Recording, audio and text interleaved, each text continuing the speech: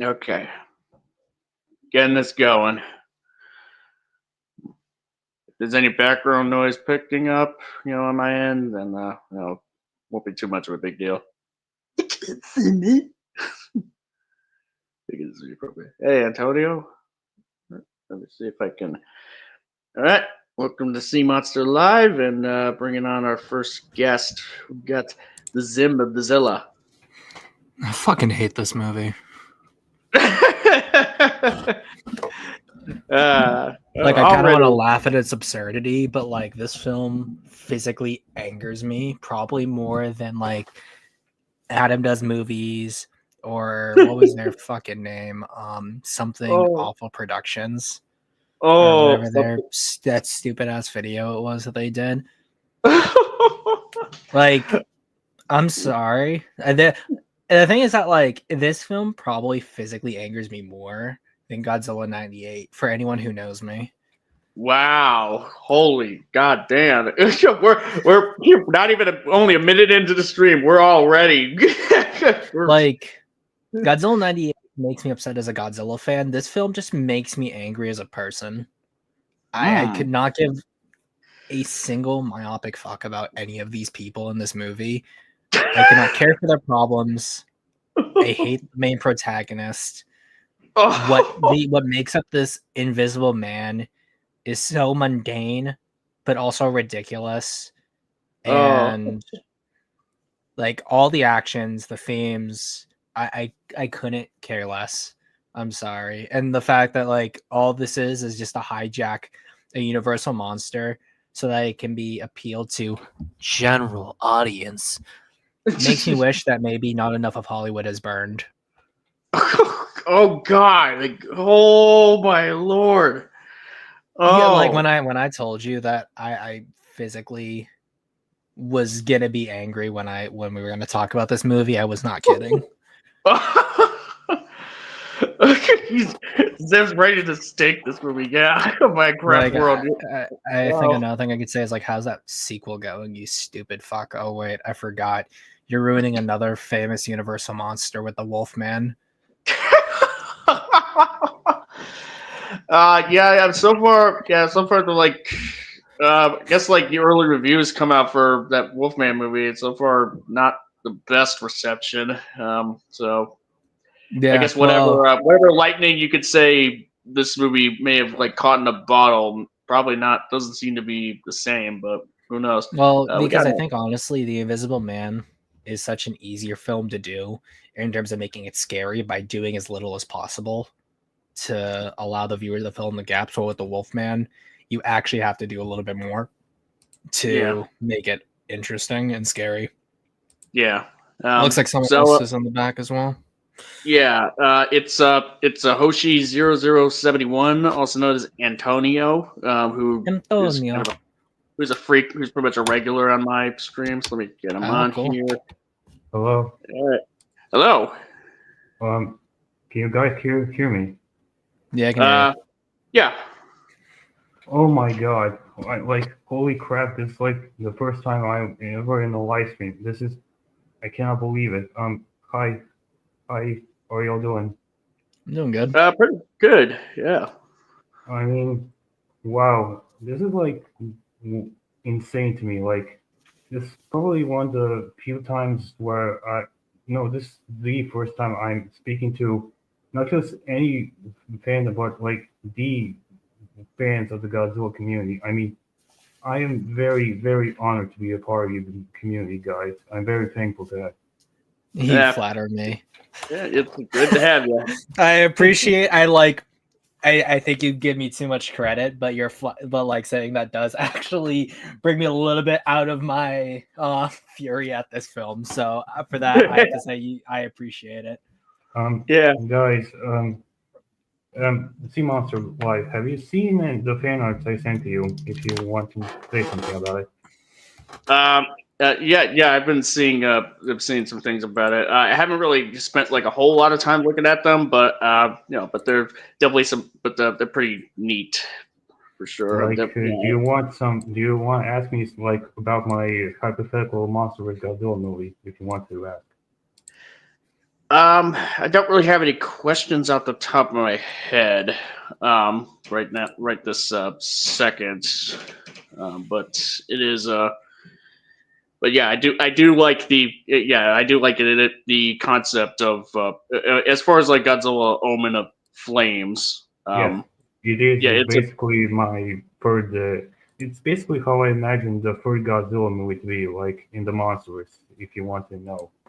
it's like kind of like a much more action, a much kind of like Sonic Godzilla a little bit, although at least in terms of the concept of Godzilla having like a son or a son figure, only it was like only not quite as like lighthearted. I definitely Yeah, do. basically what I'm trying to say is, what I'm trying to do with this sequel is that I want to explore the themes of the fatherhood, or like something like passing the torch, if you will. It's about the Godzilla trying to find someone from his own kind. Well, at the same time, seven new times that he never heard of, who are, by the way, not his arch rivals from the past, but something completely different that he hasn't never fought before.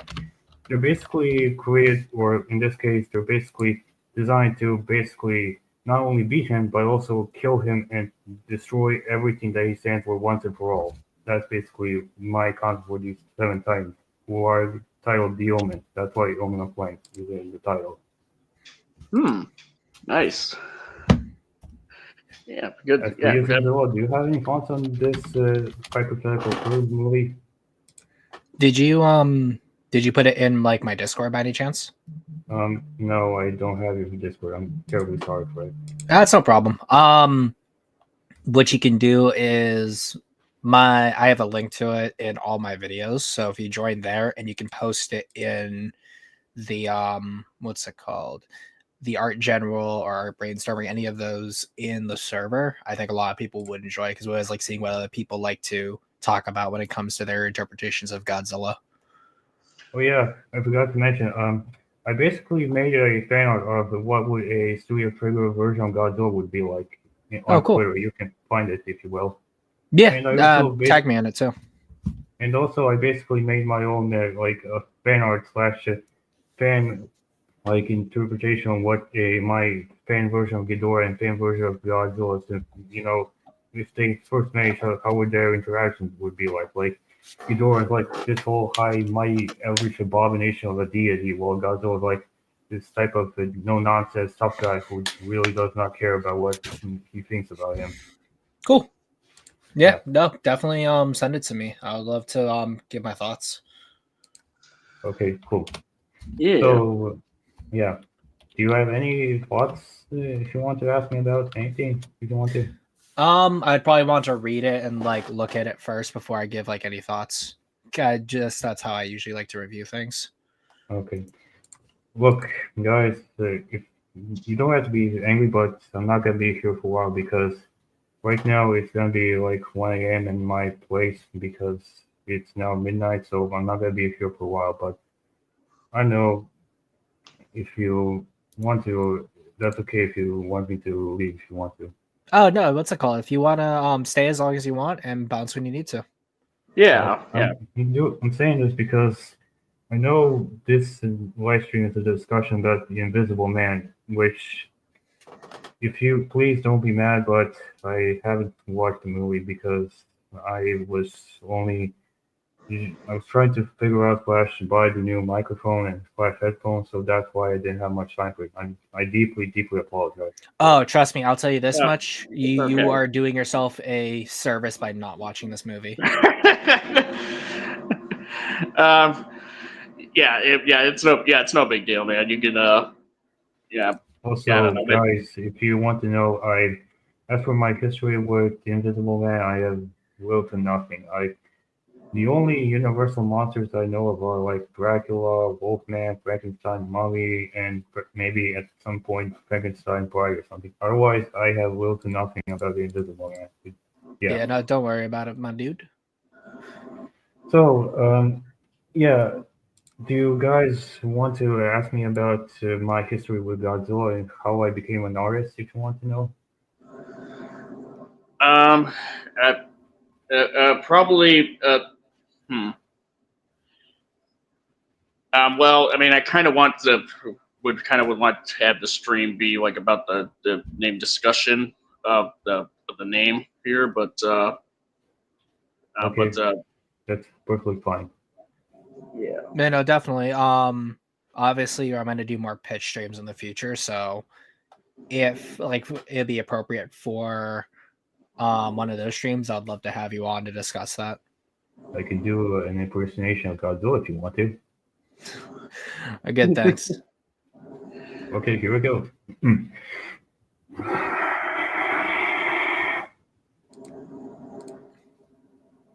Yeah. Nice. Nice. Thanks. So, Awesome. shall we move on with the movie? Yep. Yeah. Yep. Go right ahead. So I guess we kind of have a pretty good idea what Zim thinks of the movie. Fuck this movie. Yeah. Yeah. So I've given the movie like a rewatch last night, and I've taken some notes, here of like definitely some stuff that stood out to me upon the rewatch of it. Yeah, I mean, like I obviously I don't have the vehement despising of the movie like Zim does here, but I can definitely concede that Hey, Timo, so I have a does. question. Hmm? This Invisible Man movie you're talking about, is it this one with the lady who has like an abusive relation with her boyfriend? Yep. Yes. It's that one. Yep. That's it. Then, I thought you were gonna talk about like one of the original ones. I wish we were talking about one of the original ones. Yeah. The reason we're covering this one is because mainly because it is kind of because it's a Universal Monsters adaptation that's being done by Leigh Whannell, filmmaker, and Blumhouse Productions. The Wolfman movie that's going to be coming out in a couple days, at least here in the U.S. But this I Is wish also Michael Bay did it. Like At least if Michael Bay did it, it would be kind of interesting. You might have had a few laughs here and there, like the original Invisible Man. It probably would be like Van Helsing, except if like Kate Beckinsale like had more. Wait, was like. Are you talking about the Van Helsing film with the Hugh Jackman? Yes. Yeah.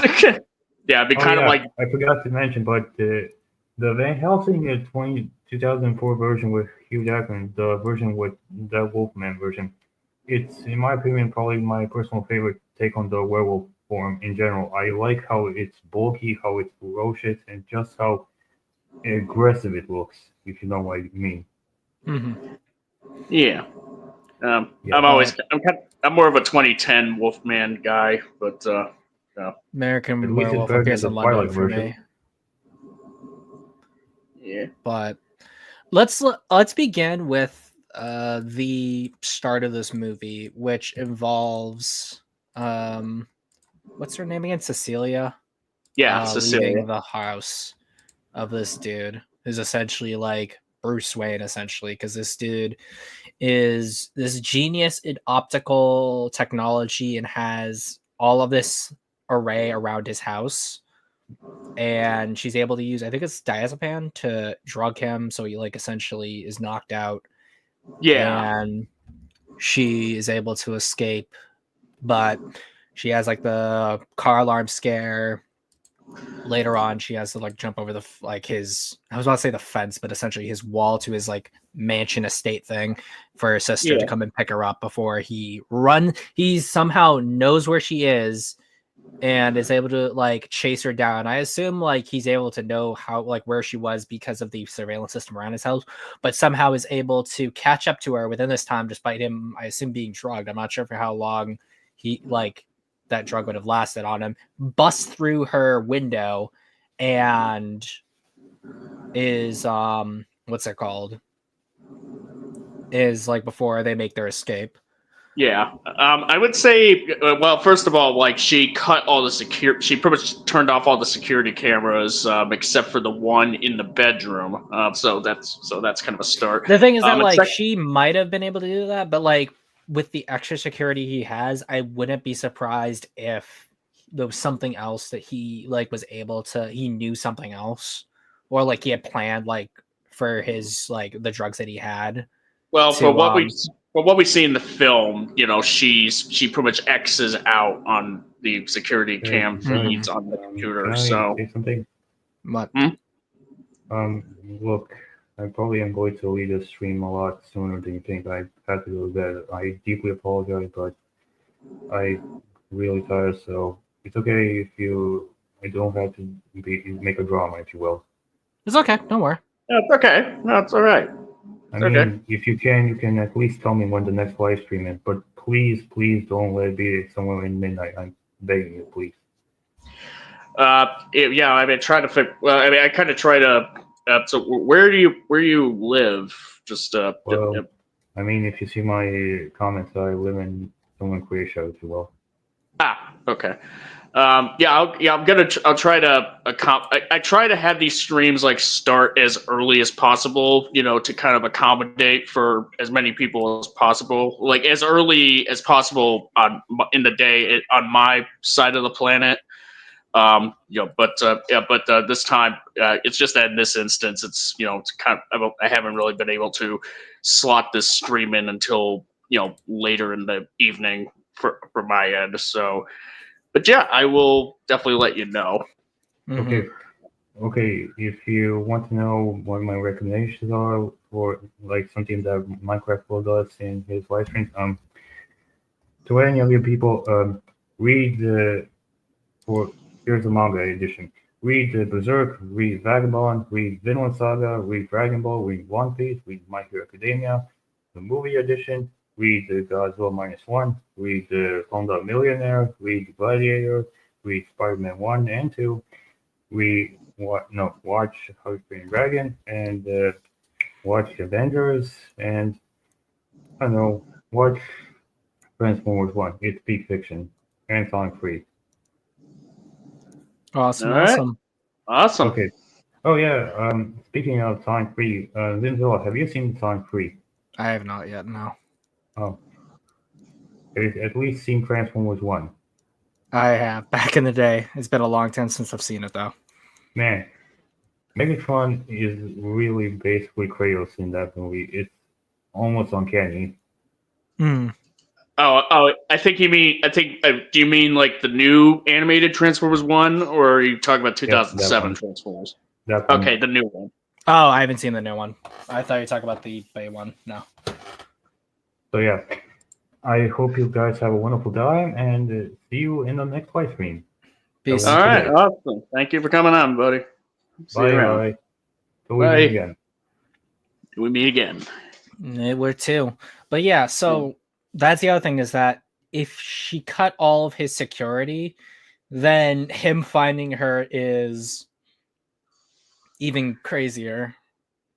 Yeah, because somehow he was able to realize that where she went, because she didn't even go, because she wasn't up at his door. She went down that little pathway to find her sister. Yeah. I mean, we do see the house light, the lights right around where the bedroom has come on. So it would safe to say that as soon as the alarm for the car went off, and as she starts running out, he may have seen turn the lights on, try to figure out what's happening, and then look out the window and then just see her, and basically he would be bolting right after her in the particular direction that she's going. Yeah. Or not to mention the fact of the fact that they do everything in their power to make this dude as unlikable as possible. He has a shock collar on his dog and stuff. Yeah. Yeah. I mean, it's kind of which is, I guess you could say, a bit of a metaphor of sorts of about how he treats Cecilia. It's so on the nose that at a certain point I just have to go, really? Okay. And since we also know that based on all of the trailers that had come out before the movie, that we knew that this guy was going to be an abusive man who was going to become the Invisible Man. The entire first part of this movie, I know, is a lot of people say that it really sets it up well, but you just started the movie and we see so many other shots of her being tormented by this guy. I knew nothing was going to happen to her. at this early in the movie. Well, I mean, I guess it's kind of one of those things where, yeah, like, I guess it's kind of like this opening scene is meant to kind of have you be like, just right from the get go, like be like, kind of like be like in her, like be with her, like in the moment, just following her, like the fact that she's willing to take all these measures to try to get away from him. And there's like the suspense of being like, oh, okay, something's going on here, like, and there's like the suspense of like her being able to sneak out of there, like, yeah, but the suspense is built off of the fact that since the movie's The Invisible Man and we have all these shots of her going through like these empty corridors and places to where it's not exactly focused on her, that it preps the audience to be looking in places and see if something's out of place, like a small gag or something of that nature. Yeah, I mean, it's meant to kind of like build up to how, like, if this guy is, like scary, is like all kinds of scary to her, as just a normal guy, like, what are we in for when he, is like an invisible man? Yeah, but like, here's the other thing: is like the extent that this guy goes through. It's only that towards this one person. Like, of course, there's other people who get hurt because of his obsession with her. But unlike previous Invisible Men, he has like no like real world dominating aspirations or anything like that.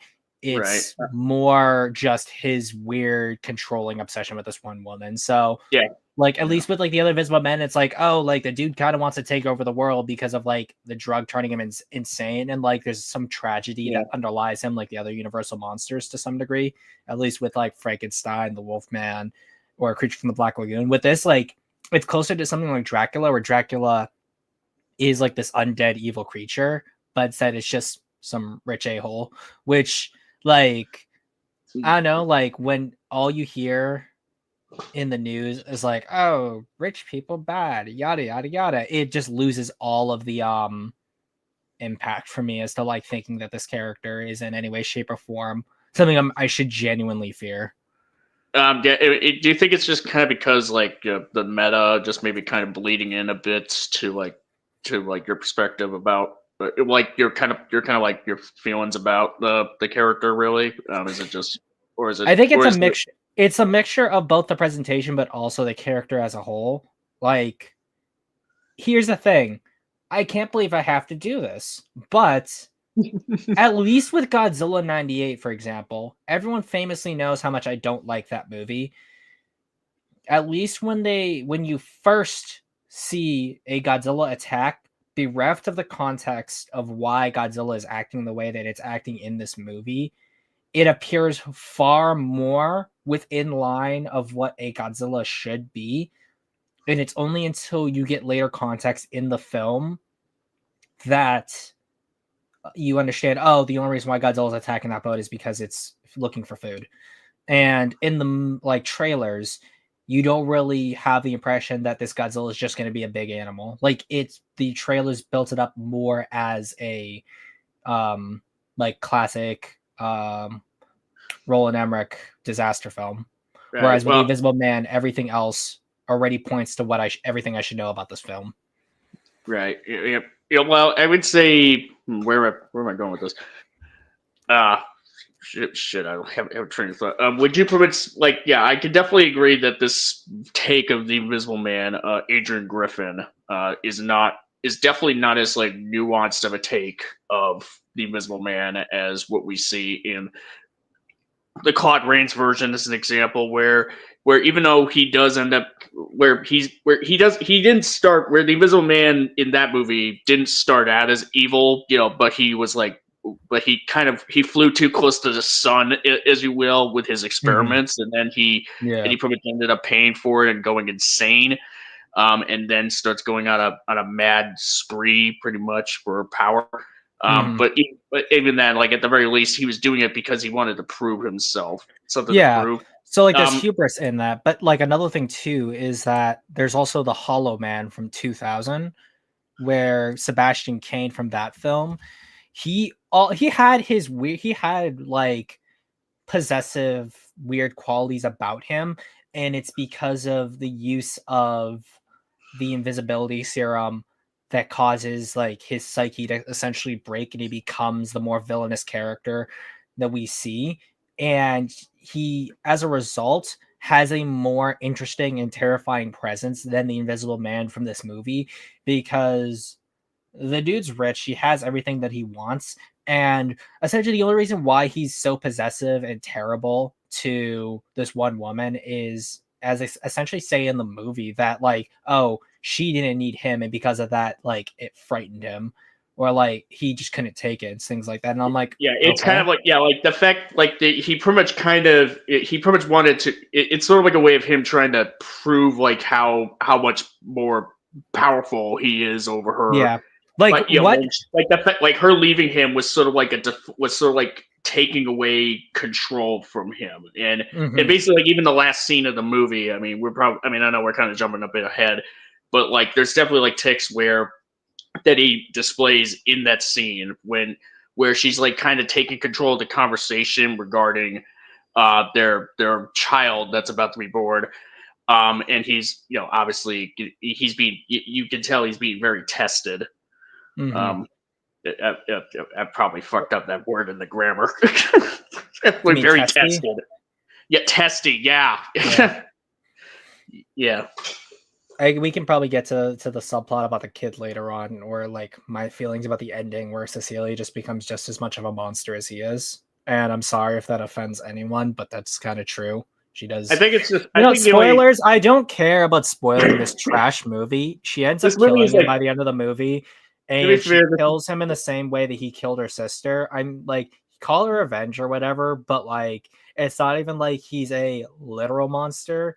He's just like a really terrible guy. You still like essentially murdered someone. You threatened to murder your kid. I couldn't care less about your problems at this point, regardless of like what has happened to him. Like, again, not even for, I think meta wouldn't be the right way to say it. Like, if I was in the world of this Invisible Man, I have nothing to fear from this dude. I'm not on his radar. Dude's never gonna bother me.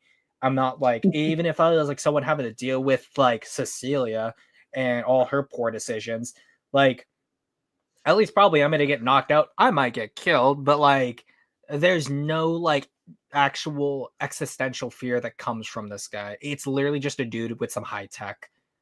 Yeah. Well, I mean, the fact that I think he's supposed to be like scared, like the fact that his death is kind of like, deserved pretty much, is because the fact that he, not just killed the sister, but threatened to kill like, Aldous Hodge and like what's the cop and his daughter, as well as like killed like other, like a whole bunch of other. The problem with that is that you didn't need to write it that way, because he's not a monster and he's a normal man. You could, based on so much, and given the fact that literally all of the Invisible Man's tech is based around cameras, if she was able to outsmart him in a way to where you were able to like uncover his schemes and realize the fact that, yeah, no, he actually made all of this crazy tech and then used it to abuse someone, and that is shown into the light, and like he goes to jail, maybe he dies in jail, something like that, fine, okay.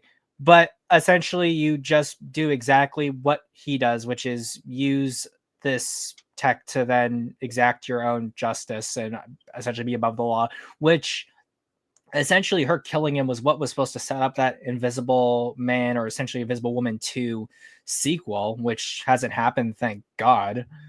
But essentially that second film is what is probably going to be the spiritual successor, that is the Wolfman.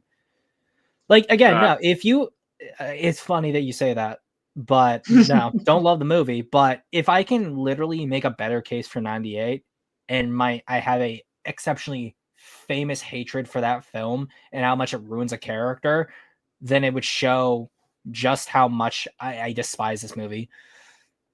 I mean, like obviously, like the Invisible. I think Adrian Griffin being, like he's kind of a monster, not in the sense of like, oh, there's like something, all that extraordinary about him beyond the tech that he has. It's more of a monster in terms of like let's just like in a similar way of like how it kind of, just kind of the person that he is deep down ultimately. Like he is kind of like a controlling, narcissistic, evil man who is willing to kill just to kill for to try to essentially get it, just kind of like get bring Cecilia back like under it's his just control. Corny. Like the lengths that he goes to over this person, where like now, I will say we don't like. I'm sorry, we don't. There's nothing in the film that would make me suggest that Cecilia is worth all of this trouble over, or like to make me believe that like this dude is gonna really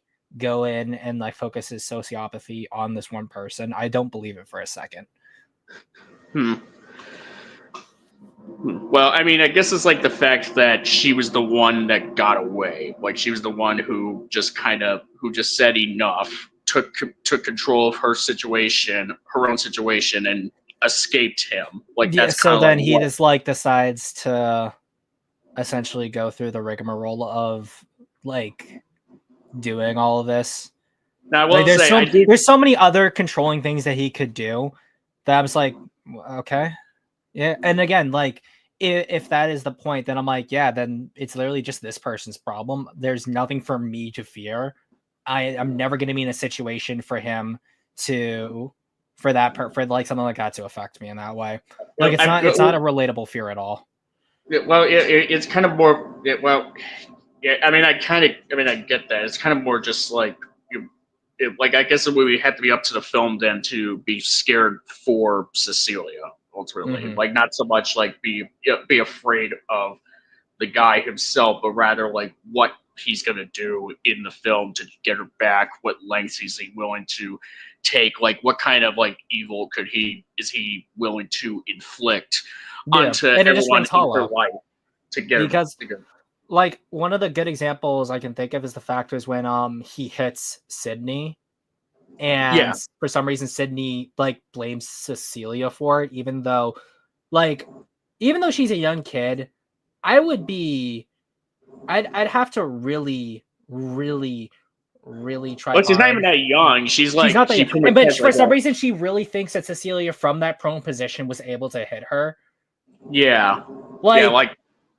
Or like here's another thing is that like even if like as instead of saying oh my gosh my super controlling boyfriend who like killed himself, he's the one behind this, I think like it would have made more sense for her to be like, oh,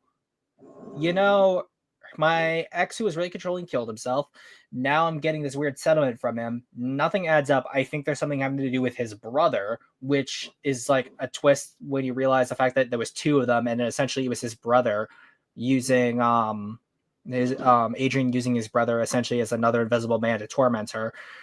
And for a little bit you kind of feel sorry for him because he's like, oh yeah, I was afraid of him. But then essentially you use him as like another punching bag where she's like, oh, you're just like your brother, it's just you don't have a spine. And essentially it's a way for her to get one up on like Adrian instead of Adrian himself, instead of making it be like, oh yeah, maybe Adrian was kind of terrible to a lot of people, because we don't really know anything else about his brother either. And everything that like we can assume is thrown out the window when you realize that he was also in on this entire thing. Like he doesn't seem like an unwilling party. Right. And once like pull up Minecraft, not Minecraft, pull up Kaiju Not something again. Kaiju Not right here. Yeah. I'd say it's believable since I've heard and secondhand experience behavior like that, and I think it's just focusing on this particular story of the main girl and the horror she experienced. Then again, yeah, that's not relatable to me, and I'm like, okay, cool, whatever. I mean, yeah, and like there's crazy behavior like that, but I do not feel that it is the place of someone to then make that the focus of an Invisible Man movie when there's so much more you could do. And you rob a character like the Invisible Man of the nuances he had and just make him, oh, evil rich stalker man. Okay, yeah, I think it is. What am I trying to say? It says he wanted to control, like Ace's video. He's like, he wanted to control his brother. Probably felt like he could be. Well, you're saying he felt like he could. Is there anything in the film that objectively suggests that? The brother is just kind of. I mean, the brother may be jealous of Adrian, for what he has, but he's still in on with Adrian and his plan. Well, again, we can make assumptions all we want, but ultimately, there's nothing. No. The film. Well, I'm talking about when I say like he's in on with Adrian's plan. He's like collaborating with him. That is in the movie. Well, that's in the movie, but I mean, like, his motivations for doing that. It's like, oh, like, what is his, like, family just full of sociopaths or something? I just, there's nothing there for me. I pretty much have watched the film, and like watching the film last night, I definitely, and I pretty much kept close attention, and there isn't really much about Tom Griffin, as a character, No, he's literally just a punching bag, because she gets to get one up over Tom in a verbal altercation, and then she's able to kill him in a physical confrontation. So that's like one part of her fears getting conquered, and then she's able to efficiently kill Adrian, where essentially the brother we're supposed to like view as like this terrible person. We find out that he is in on this Invisible Man game, and I just literally could not care less.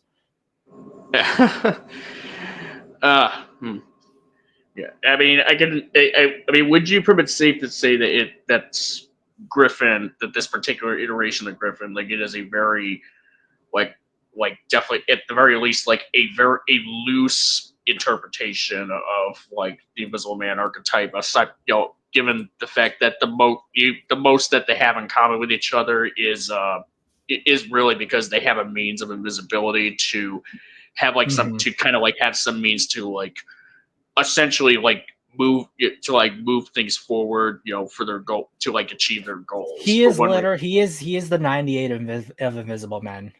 Like, his goals, aspirations are so corny and so limited that there's no logic to it. I don't understand why anyone would do this. Like, he's just an out and out like villain. And I'm like, okay, I know he's gonna die by the end of the movie because he's so unredeemably evil. But I mean, because he's a person, not a force of nature, I'm like, you're like a dude. There's no reason for you to be like this, and it's not even like you're like some leader of some country, a dictator, anything like that. You're just some rich a-hole, and I'm like, okay, cool, whatever. I mean, him being would you say like I think if I could meet you halfway, like on him, because like I wouldn't like him just being like irredeemably evil. Like, you can have like villain characters that are irredeemably evil that you're not supposed to be sympathetic towards, and if anything, just that's true. But like those villains usually have some hold on a sec. Would you? But here's the thing: like, would you at least like kind of, if I can meet you halfway on, like, I can at least concede that he is a thin villain, like at the most. I can at least, in terms of like considering the fact that the most that we know about him is just through information that's told to us by Cecilia, with the behaviors that he does and the backstory that the two have with each other about how they first met and what have you, as well as like how Tom is essentially, maybe even been sort of had like picked up some of the like the tendencies of Adrian. He's just like a much, like she puts it, like she's pretty much Adrian, but without the spine. Yeah, like, again, I don't mind if like villains who are irredeemable or evil for no reason other than they're just evil. That is a fine archetype to have. But the fact is that villains like that are not usually exceptionally petty. Like, there's for example, I forget his name, villain from Hunchback of Notre Dame. I really want to say his name is Lord Farquaad, but it's not Farquaad. Frollo. Yeah, like there's at least layers to Frollo with like his the confliction that he has, but he's still overall pretty irredeemable. Same thing with what's it called? Villain from Princess and the Frog. I forget his name as well. I have not seen Princess bad example then. One sec. Do you ever mention what the main girl did for a living, like her career? I haven't watched the movie in a couple of years. I know she like did architecture as a like she does one architecture. Yeah, she has like the what is it, like the booklet of essentially drawings and what have you. I mean, she says, like she tries to bring to the interview, but obviously the Invisible Man took you really that shit. think that, like, here's the thing is that, like, whenever I've had like big meetings, I like double check, triple check everything until like the last minute. You're telling me that like this anxious wreck of a human being did not like recheck her thing before she like left for this interview? And like, okay. Yeah, I mean, the funny thing is, like, the funny thing is, like, it probably would have helped if they kept the scene, kept it in the movie. But there was like, I mean, like after the movie was done, I just accidentally just kind of let it roll, and then since I had the Blu-ray version, like the featurette started, which includes the deleted scenes pretty much. So I just kind of went through some of the deleted scenes to see like what they may have left out. There is like a delete. I mean, I'm not going to use it as a defense because it's not in the movie, but there is a deleted scene where Cecilia is like, just kind of like is getting ready to leave for the interview. Like she's already late. And there's a point where Adrian, let's just say Invisible Man, because it could be either Adrian or Tom at this point. But Invisible Man like takes her phone and she's like, "Oh shit, where's my phone at?" And she does double check, and on her booklet of drawings, and they're in there. But then the camera just kind of moves away, and it's like you have to what they call it. We don't really see what happens. We have to see how. We have to assume that he somehow took them somewhere, somehow. Well, yeah. I mean, he did. I mean, yeah, he did take them, as we see in the attic in a later part of the movie. Mm-hmm.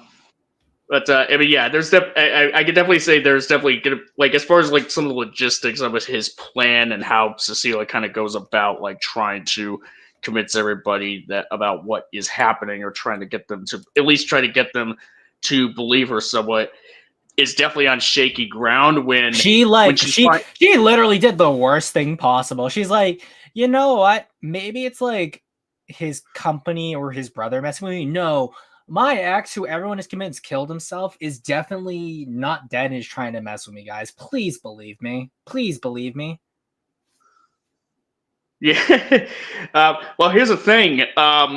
Here's the thing. Early in the film, her sister Emily shows up and shows Cecilia like a article about him killing himself. In that article, and I made sure that I like got a screenshot of it, of this particular scene, but I've at least kind of wrote down like the key notes that would be like highlights. Where the article states like optics groundbreaker, dead of apparent suicide.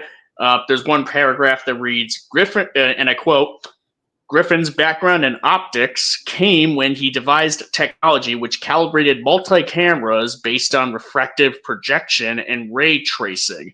So basically, this stuff, it's not even like a secret project or anything. Like, it's out there. Like that he's working on something that could, like, it doesn't explicitly say invisibility, but but the fact that it does say something that could potentially relate to that. And this thing is public knowledge because this was in an article that's out there. The problem with that is that because in this universe we know so little, so that's a problem with their own world building. If someone had told me that someone was working with like optics, things of that nature, I have no reference for like anything else they developed. My thought process isn't that this guy is able to be invisible to my eyes. I would assume that maybe there's something that he could develop that could deal with like how cameras reflect light, because of how we're able to manipulate cameras with even like certain visibility type of technology we have today. We can still see the object that is making you invisible to the camera, but on the camera, if we were looking through the camera, we couldn't see the person. But the fact that she jumps from to he is actually alive, even though we've seen the suicide, which then you have to be like, so he somehow is able to manipulate the camera, so it looks like he killed himself.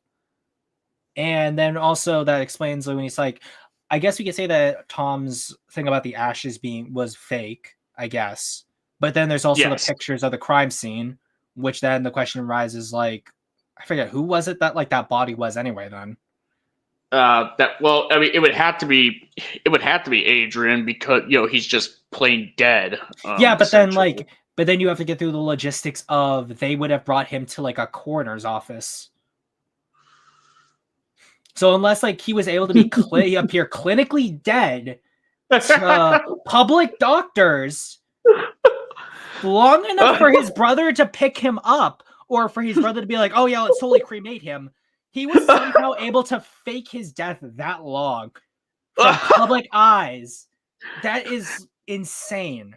Well, here's the thing. Like they did here's the thing. Like even if you do the time, take into account, like okay, maybe he was like planning all this within the time jump, because after she escaped, we cut to 2 weeks later, and then we have the rest of the movie play out. Like like even if like they just like put it out there, oh by the way, Adrian just died, just yesterday or even like a couple hours ago. Like it would be really strange if there was no no coroner's office or anything like that would just gotta be like, yo, where's that body of like this famous CEO because here's the thing is that his plan relies on either paying off people or like engineering a huge conspiracy. And the thing is that like, you know what? That could actually work, because then if she was able to uncover the fact that like he had so many people wrapped around his finger, because he wasn't just a menace to her, he was a menace to all these other people, and he essentially roped them in via like something like either he like blackmailed them, paid them off, like fed into something like that, which way or the next, then maybe I could find him like survive, like him like getting under the radar believable. But we don't see that, and that's the problem too. Oh shit! Luigi made his body disappear. No, here's the thing: is that Luigi didn't make the body disappear because Luigi wanted us to see the body. He tried to disappear, and look where that got him. He got busted by McDonald's. Ronald McDonald. You're caught. Don't drop the soap. Oh and man! Here's another thing too: is that like I didn't even think about that. Holy shit! Here, like, where is it? I just want to find Oliver Jack. So here's the thing. I just want to pull up the actress. Elizabeth Moss. A stupid name. So hey, don't be mean to her. I will be mean to her. Everyone in this movie deserves what they got. No. Cohen's 6'3". And Moss is 5'3". So like in terms of like pure physicality casting, he is able to tower over her at 6'3" and her at 5'3". That is a whole foot between the two. That's okay, but like the fact that like one, he is able to like grab her by the throat, lift her around with such ease, like he has superpowers, is insane. Like, granted, it's not that hard to lift up someone who's 5'3". It's probably easier to do it if you're 6'3". I wish I was 6'3". God, I wish I was 6'3". Yeah. But like some of the actions you see him perform are like border on like superhuman. And it's like, okay, with the original Invisible Men, you could at least make the argument that like outside of being invisible, he just was like his body probably had other things done to him outside of just being invisible. Yeah. Whereas in this movie, it's just pure tech. So like the dude's wearing probably very expensive, very delicate tech, but is able to like ragdoll like these like security guards and her. Or the fact that like one, he's able to like slit her sister's throat so quickly, put it in her hand. And I understand that like he probably had to have booked it from the scene, but like the fact that, hold on, I got notes for that. Hold on. Let me address it. Yeah, that's probably like the most problematic scene in the whole movie, arguably, like at least like individual scene. So they're like sitting directly in the center. Sorry if I interrupted you. there. But the fact that they were sitting looks to me like dead center in the middle of the restaurant is like you're telling me that there wouldn't be any like security cameras that would catch like what is going on here, where you could tell that there was like a knife floating there by itself, or at least looking to be floating there by itself for like a good couple seconds before it just slides right. Say anything. Antonio says he's followed my Instagram, Twitter, and the like. Thank you, man. I appreciate it. But continue. Sorry. Yeah. So the knife is like floating there for like a good couple seconds before it slashes at the sister's throat, and then it flings and by this point you could tell like Cecilia's hands aren't even close to like looking like they're holding the knife. Like they're just her hands are on the table. Mm-hmm. And then like her hand is like lifted up as the knife just comes right in, like dead center in the restaurant. Like you're telling me there wouldn't be any security cameras there that could have caught that. But even if we could just assume like, okay, maybe cameras wouldn't be able to catch that, or we're kind of angled at a place where they wouldn't catch it, which insanely convenient already. But the fact that there are like all these witnesses like around there, like not one person, like Adrian would have to have like the most insane luck on God's green hollow earth to not have this get foiled in any way, shape, or form.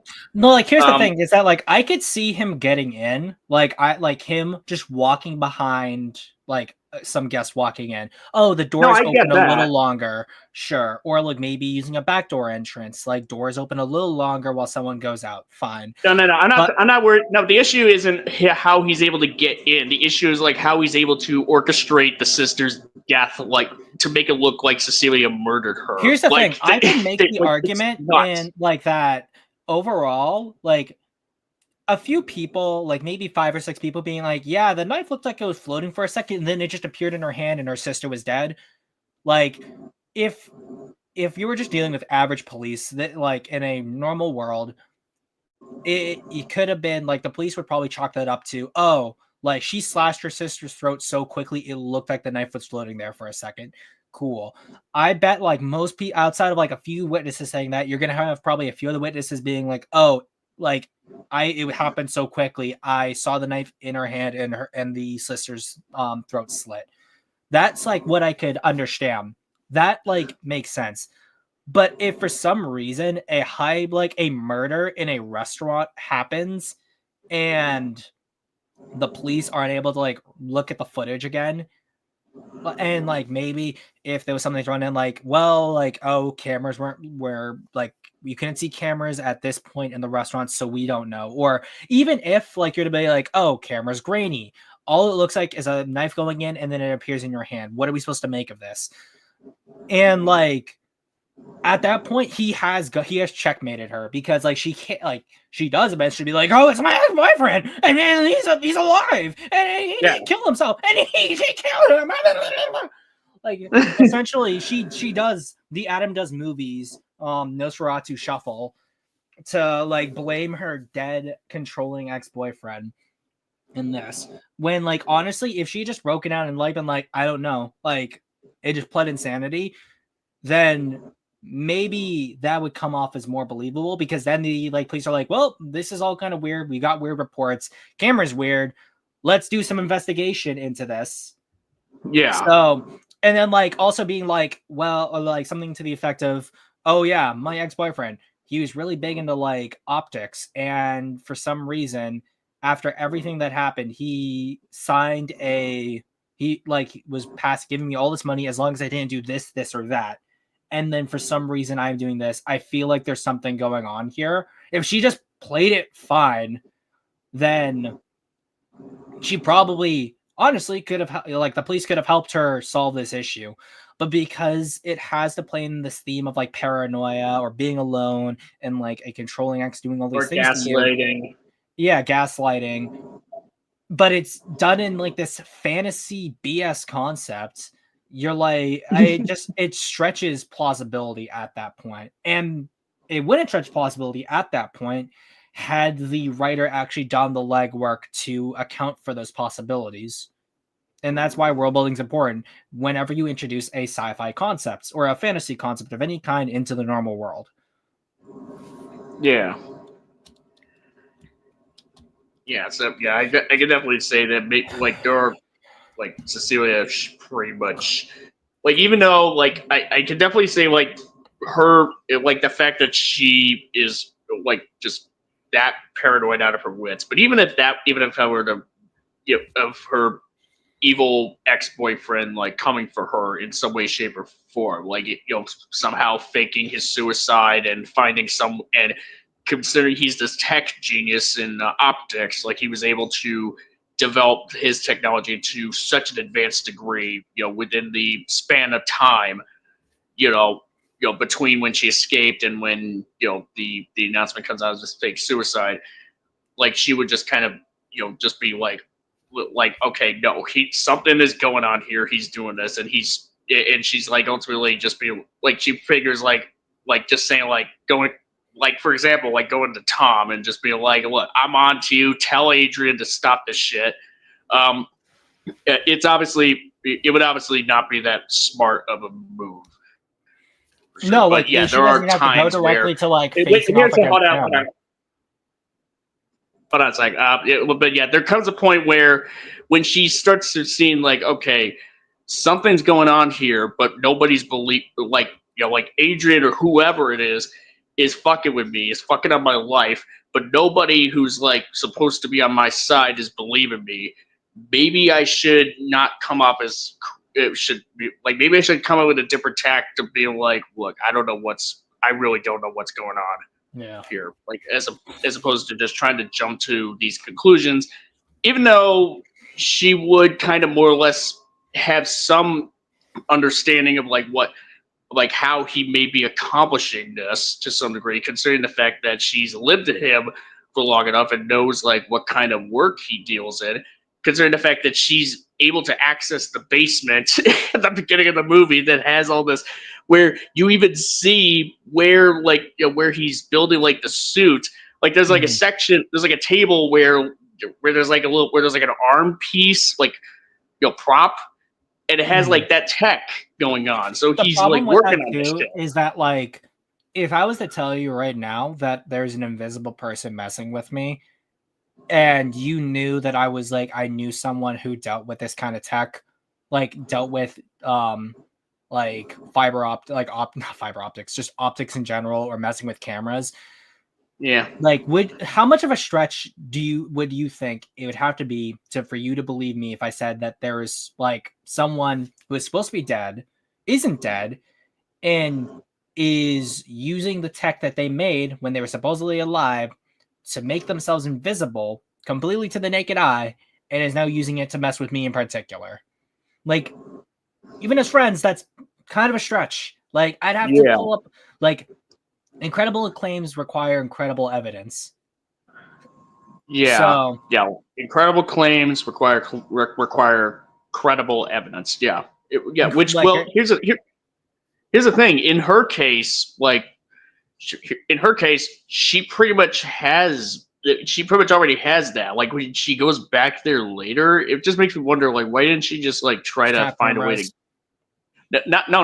Like later in the film when she goes back to Adrian's place to see how he's doing this, and she are you talking about finds like when she goes with the Uber driver?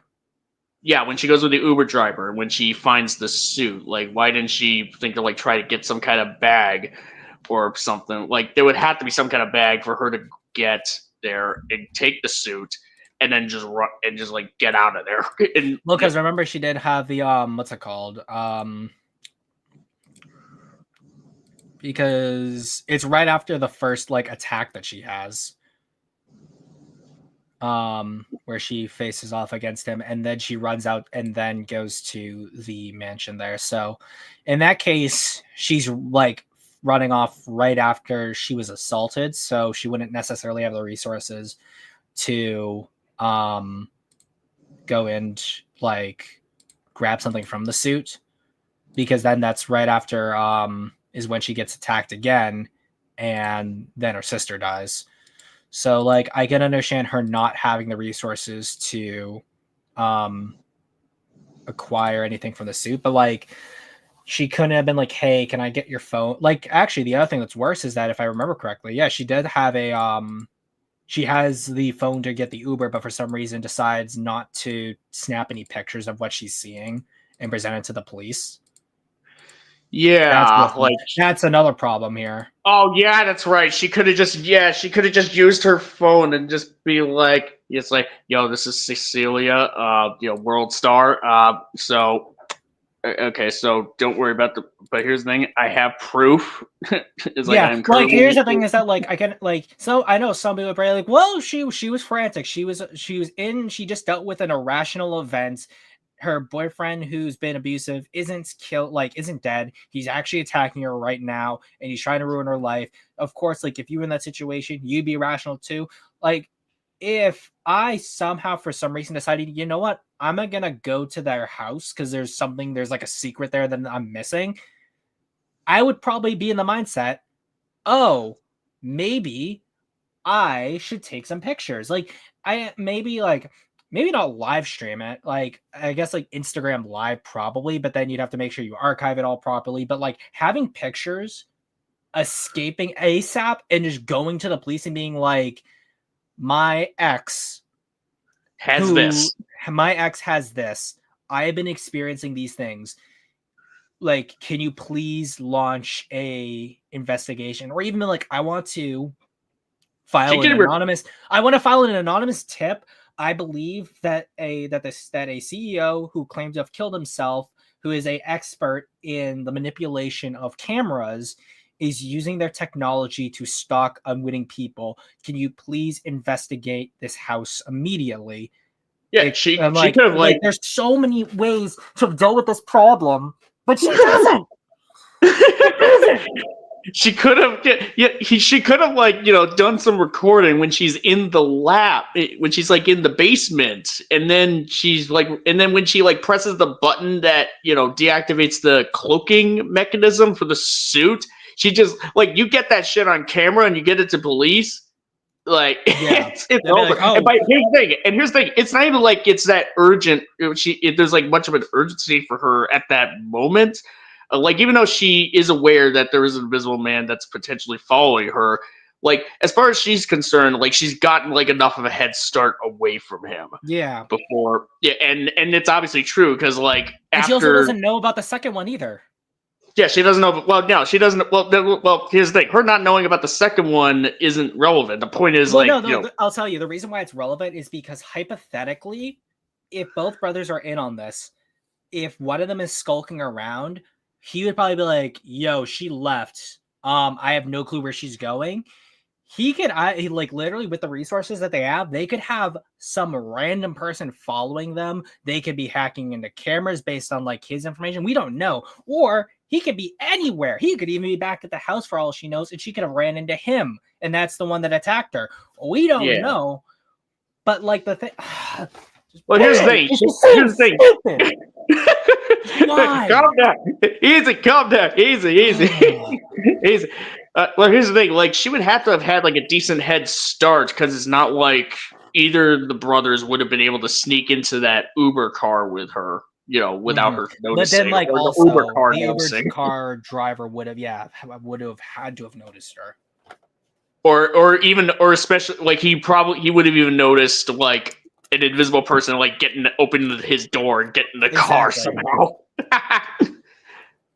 But yo, girl, you're haunted. Yeah. God.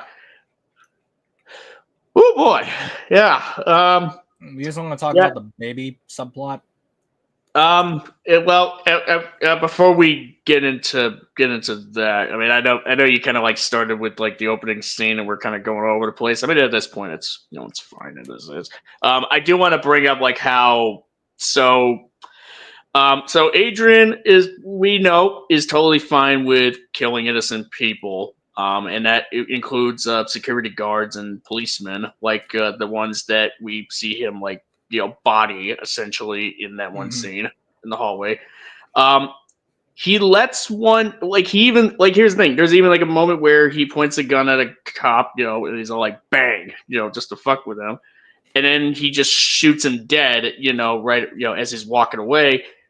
Later on, when he's out in the parking lot, he shoots one guard, and he just walks off and lets him go, lets him live. For some reason, no one's gonna believe you that you were attacked by an invisible man. Let's be honest. Well, here's the thing. Apparently, the thing is that, like, also the only reason there's the only reason why there is that what's it call it? The only reason why you have that bang scene is just to reference the original. That is the only reason why. It's a soulless slop cash grab, essentially, to be like, oh, do you remember when the other like cool invisible man did that? Didn't you love that? Clap, guys! Don't you love to clap for slop? Where was that? What was that referencing specifically in the original? I forget which scene it is, but I know that the bang, her waking up to the original Invisible Man suit, like the original clothes of the original Invisible Man. Those two are references, as well as her seeing like a guy with his face like fully covered in bandages. Mm-hmm. So I forget what scene it is that the original one that say bang. I don't think it's specifically him pointing a gun at someone, but it's like a similar sequence. But like I don't even think that they're I mean, even though it's been a few months, like back in October since I watched like the original Invisible Man, like last October, I could definitely say there wasn't really a scene where the Invisible Man had a gun and just did that sort of gag. Yeah, well, it's not like a direct one for one. I don't even think it's even like that. The bang moment in this one was even trying to be a particular callback to the original Invisible Man at all. I think it's just like a really just like a moment that's like really tense and it just leads to some dark humor kind of. I doubt. I want to see if I can find that again. I don't know. Maybe I'm just putting in like a lot of good, just putting in like giving it like best faith, what have you. But yeah, I have no faith for this film. Like, it's one of those things where I'm like, I have no goodwill to give for it. And also, so you got like these two guards, like when she's running out looking for Adrian, with the gun, trying to hunt him down. And these two guards, like a couple security guards come out, including the one who does eventually get shot and left to live for reasons. They take a long ass time to just like catch up to Cecilia, mm-hmm. Like you'd think, like even with them being aware that she has a gun, like one of them would have been able to catch up to her, and the other would just catch up on her flank and just be like, "Freeze! Put the goddamn gun down!" Like if that happened, then Adrian would have gotten away. That was pretty. That's pretty damn sloppy. I mean, what's it called? This entire film is sloppy. Oh damn. Yeah. I could definitely see where you're definitely see more issues with the movie because I'm just thinking about it. Say that again. Sorry. I am definitely seeing more issues with this movie as I'm, the more we're talking, the more I'm thinking about it. You're welcome. Yeah. Good. And yeah, I could definitely say that the 2010 Wolfman was easily the best reimagining, if you will, of the Universal monsters that we've gotten thus far. Like at this point, like now it's definitive at this point. Yeah, no, literally, it will be definitive because we're gonna see what happens when they try to redo the Wolfman, but it's gonna be essentially the same story as this movie. So just more slop. Well, here's the thing. It's not like well, apparently the reception for this new Wolfman movie isn't looking to be quite as good as the Invisible Man, what Invisible Man got. So it's not even good. I hope it fails, and I hope this man never makes any other movies again. Please do not. This movie was made by Blumhouse. It has like a bunch of it's not gonna flop. Like it unfortunately. they did not spend they didn't spend a whole lot of money. I mean, I'm pretty sure it has a bigger budget than Invisible Man because the Invisible Man had a budget of $7 million. That's $7 million too much. And box office, 144.5 million, 144.5 million too much. Yeah, I mean, Invisible, with the new Wolfman is obviously going to have more elaborate effects. So, which means they had to spend more money. But on also, it has more elaborate effects, but has a worse looking Wolfman. Yeah. Well, yeah. It's same guys who made FNAF movie, people. Really? Yeah, well, it's Blumhouse. Blumhouse did the Five Nights at Freddy's movie. Oh, I mean, it may have been Blumhouse might have been in charge of it, but it's probably a different team. Well, yeah, it's obviously it would be a different team, different directors, writers, and aside from Jason Blum, different producers even. Yeah. And obviously different cast, but other than that, it's just from the same studio.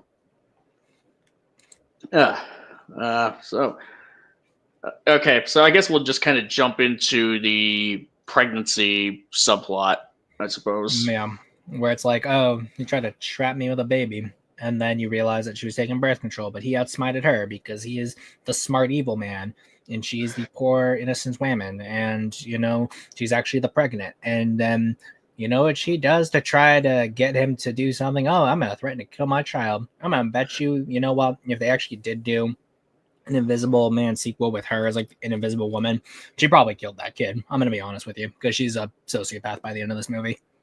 Here's the thing. She wasn't. I wouldn't say she was going forward with. Hold on a sec. I wouldn't say she was gonna go. She would actually go forward with killing herself and her unborn child. No, I don't think she's gonna kill herself. Hold on 1 minute. Hold on. The whole thing with her just cutting her wrist to try to kill herself, that was she knew that would be a surefire way for her to entrap Adrian, and it's outsmart him, because she knew that he would not want her dead by that point. Well, it proves that he cares more about the kid than she does, because she was able to risk that. Because what happens if he actually wasn't near her at all? You're echoing. Oh, crap. You're good. Okay. Here, hold on. Let me come right back.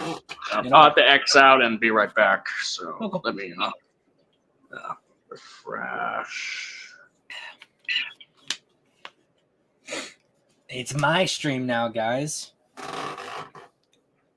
But yeah, because even though I'll redo this for see when he gets back in, but when it comes to Cecilia's idea, she decides to try to cut her wrist because she assumes that Adrian is close by, and because Adrian obviously cares about trapping her with the kid and would by proxy care about her being alive and the kid, she's willing to risk the life of an unborn child to ensure that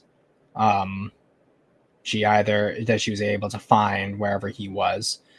It's I knew you were taking pills, so I replaced them for fertility pills. I knew you'd do that, so I replaced those pills with haha. But I knew you, so I replaced those with those. Yeah, no. It literally does sound like one of those kinds of I outsmarted you. No, I outsmarted you. I am the smart one there. But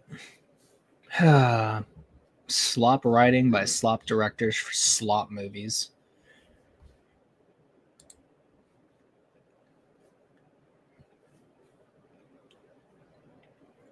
I know it's also not in chat. It was in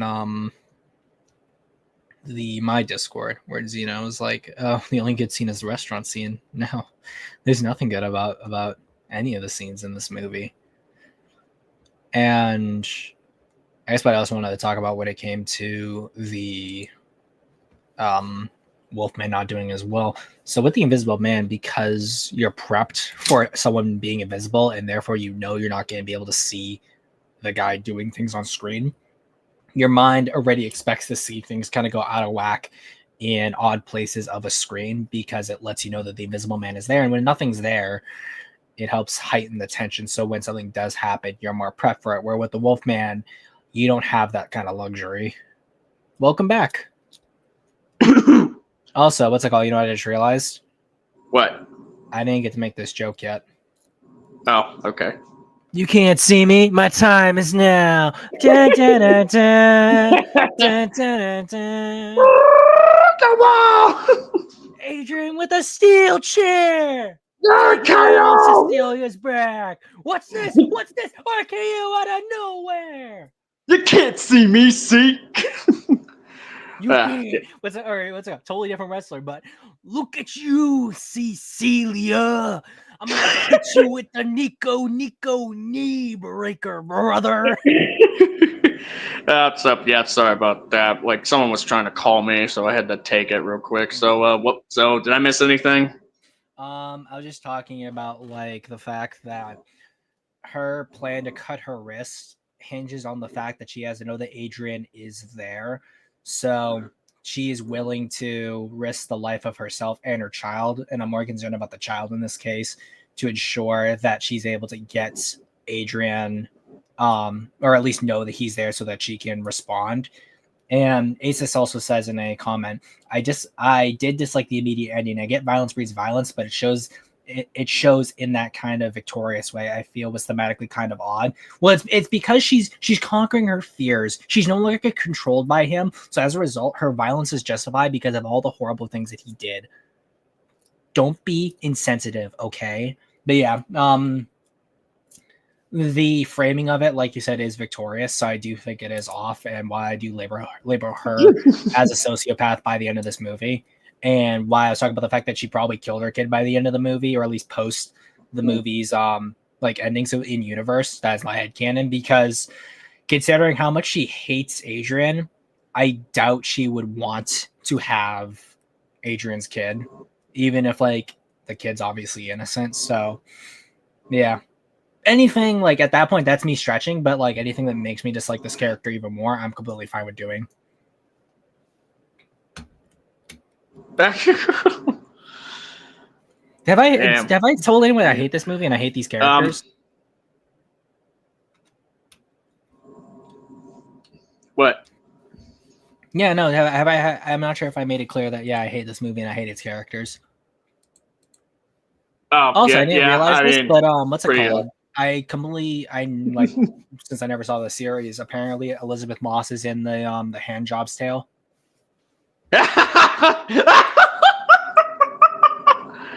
Oh my god! Yeah, she's the lead. I don't even know if is that show still going. What I know. I watched the Hand Job's Tale. Yeah, I've never watched it, so yeah.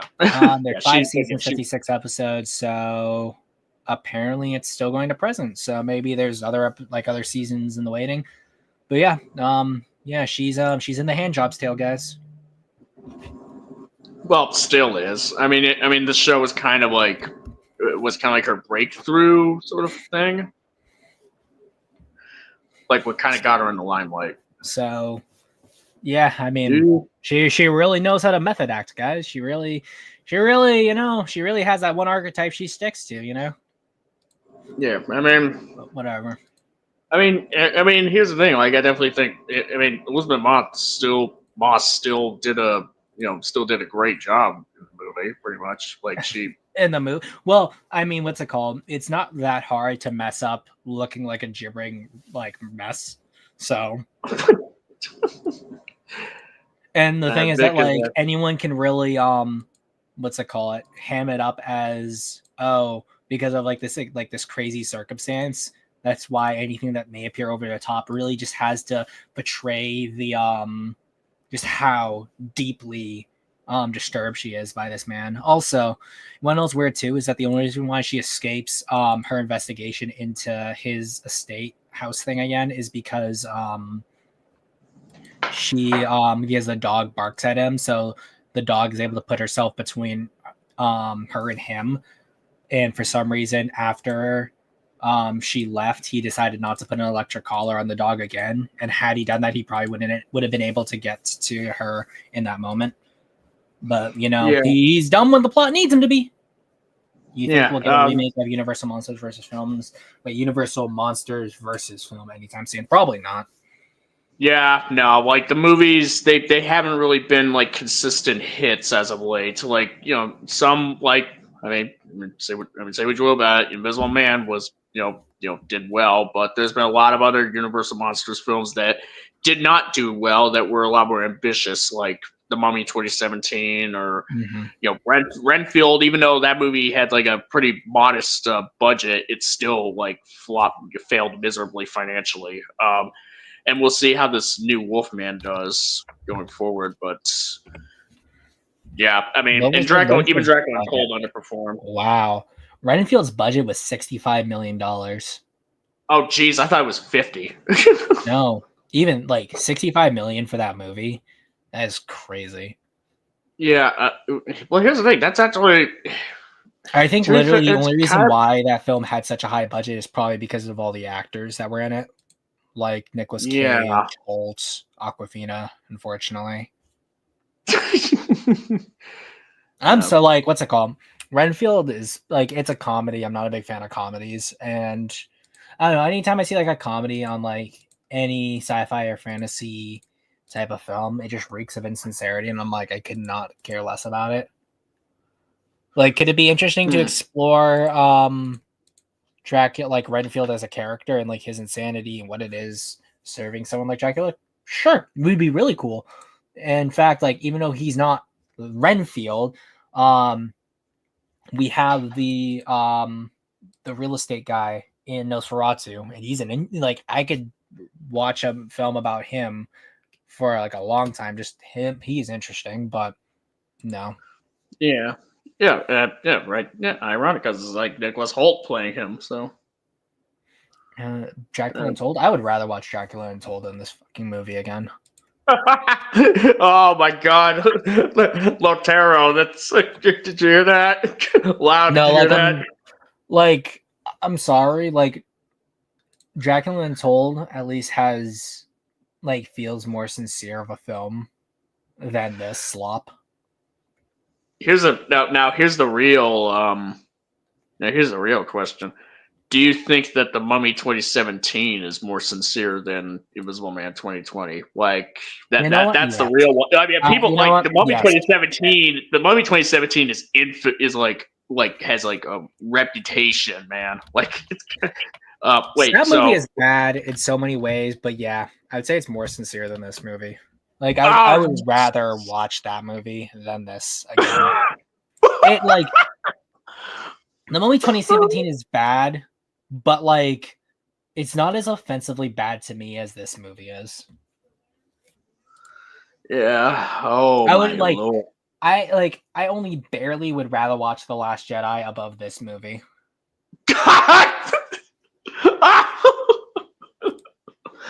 Shit. Damn. And since he's on the tip of our tongue for the last couple of weeks, you know what? I am so happy Adam Does Movies or Hack the Movies didn't review this movie, because I bet they would have loved it.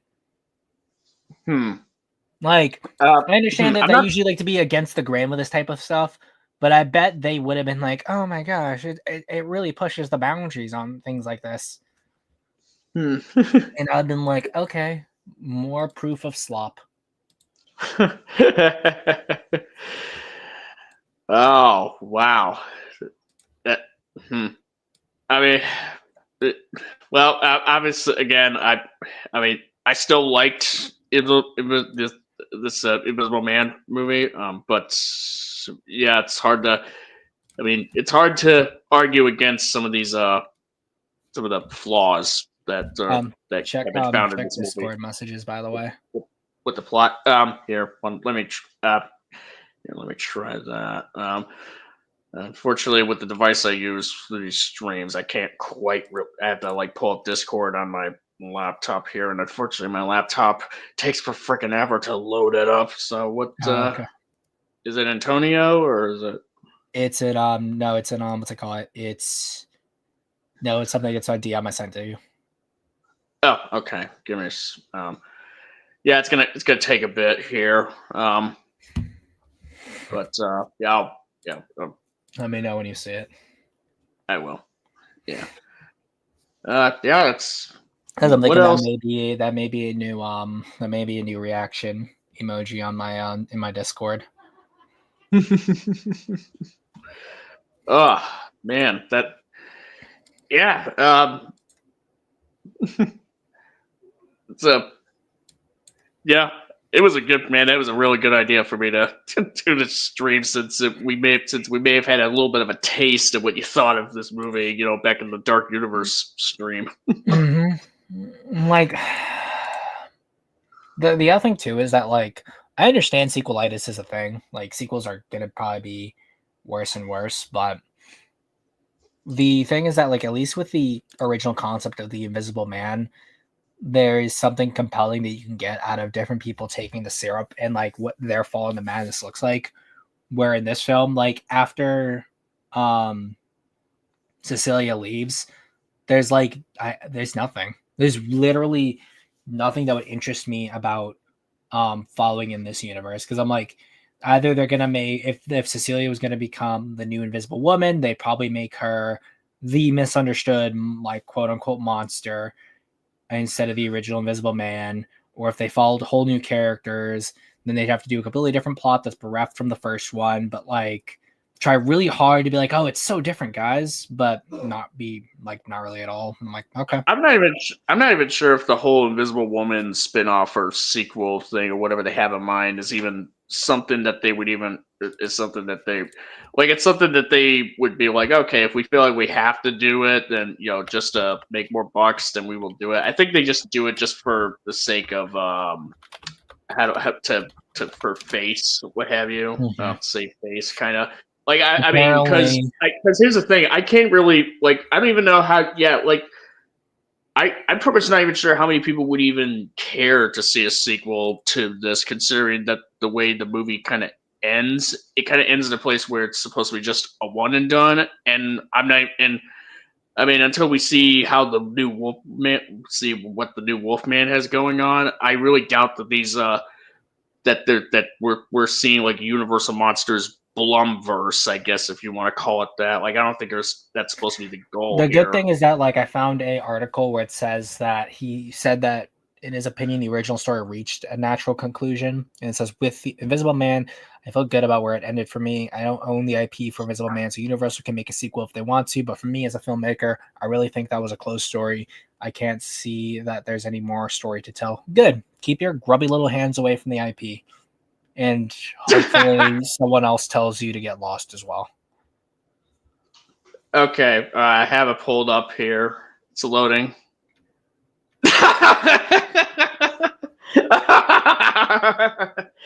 Oh God.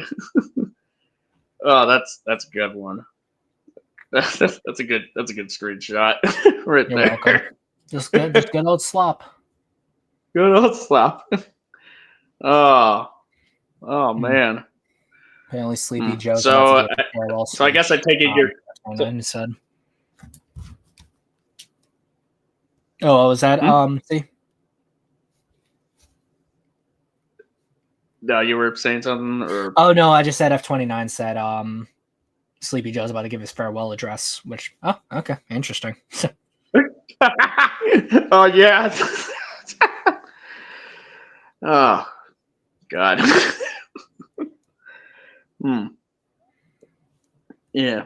The tragedy of an invisible man and eventual madness needs to be made. Imagine not being able to blink while there's light constantly going through your eyelids. We need a new interpretation of it. Well, that's essentially what Hollow Man did. Hollow Man essentially did that, and that was like in the early 2000s.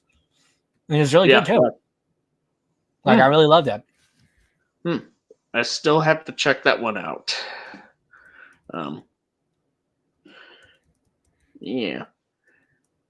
Yeah, it's fascinating. So I take it that you're not planning on seeing this new Wolfman. You're just It's like I don't like it from the sound of it because essentially a metaphor for dealing with an abusive partner and watching someone you love change into something you don't recognize. And I'm like, that's something you could do with a werewolf story. It's not the story you should be telling with the Wolfman.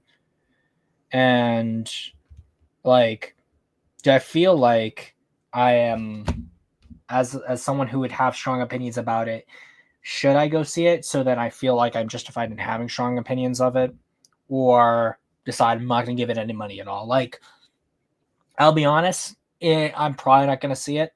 It looks like slop to me. And the only way I'm probably going to see it is if someone buys me a ticket for that. All right. And if I do end up watching it, I will like pirate it, because that's what I ended up doing for The Invisible Man. I was like, I am not spending money on this. This is man. Even when I the moment when I first saw like the trailers for The Invisible Man, I was like, oh, okay. And I was like, no, I'm not going to see this. And then I heard like everyone's like, oh, this is so amazing. And I finally like was finding some way to pirate and watch. And I'm like, no, this is trash. This is straight slop. Yeah. I don't know if I would. I would not. I don't know if I would go as far as to like call this to call it slop, I guess. But it is just kind of. But yeah, it's not. It's definitely upon closer inspection of this film and rumination, if you will. Yeah, it's it doesn't have. It's like it's kind of lost. It's lost like a good chunk of its luster, especially. Good. This is such. If I can metaphorically beat this discussion has been so. I'm gonna be honest. This discussion is so entertaining. No, like literally, I just have people in the house. If I didn't have people in the house right now, I'd probably be like screaming and yelling louder.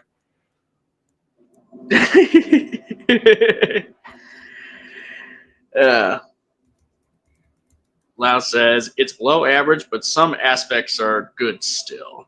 The good does not wash away bad. I'm like Stannis Baratheon. Bad does not wash out the good, nor good the bad, but overall bad. Yeah.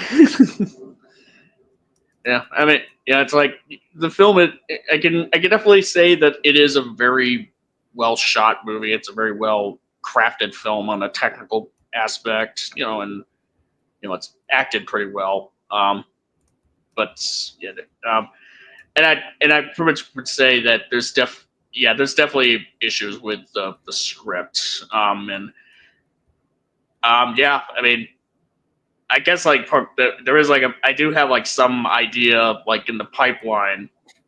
Not right now. I mean, it won't happen anytime soon. But where it'd be where I'd be doing like a video on Invisible Man and Wolfman, the new Blumhouse films. Kind of like what I did with Renfield and Last Voyage of Demeter, where where it's like, oh hey, here's these two films that are kind of thematically familiar, pretty much, but they kind of like do their own sort of angle, but I also just kind of like critically assess them.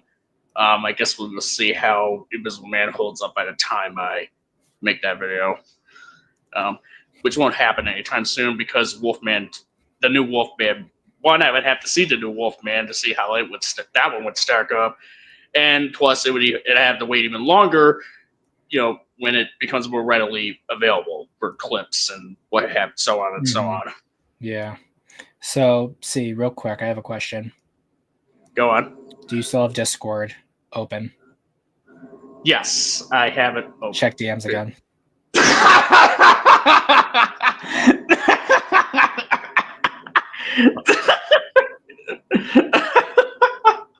You need it? I'll do it. Oh, you want me to?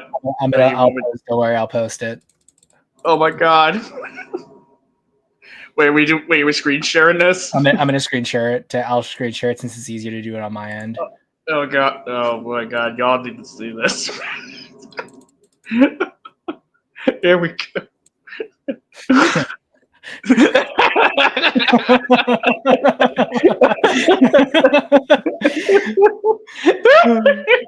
Cannot have sex. Billions must die of plague. Billions must purge. Screen share the other one as well. The one that you just showed me. Oh yeah, that one I'm gonna have to do into a meme format. I'll send it to you. I'll post it to you so you can put it in your community tab as another meme for the for this.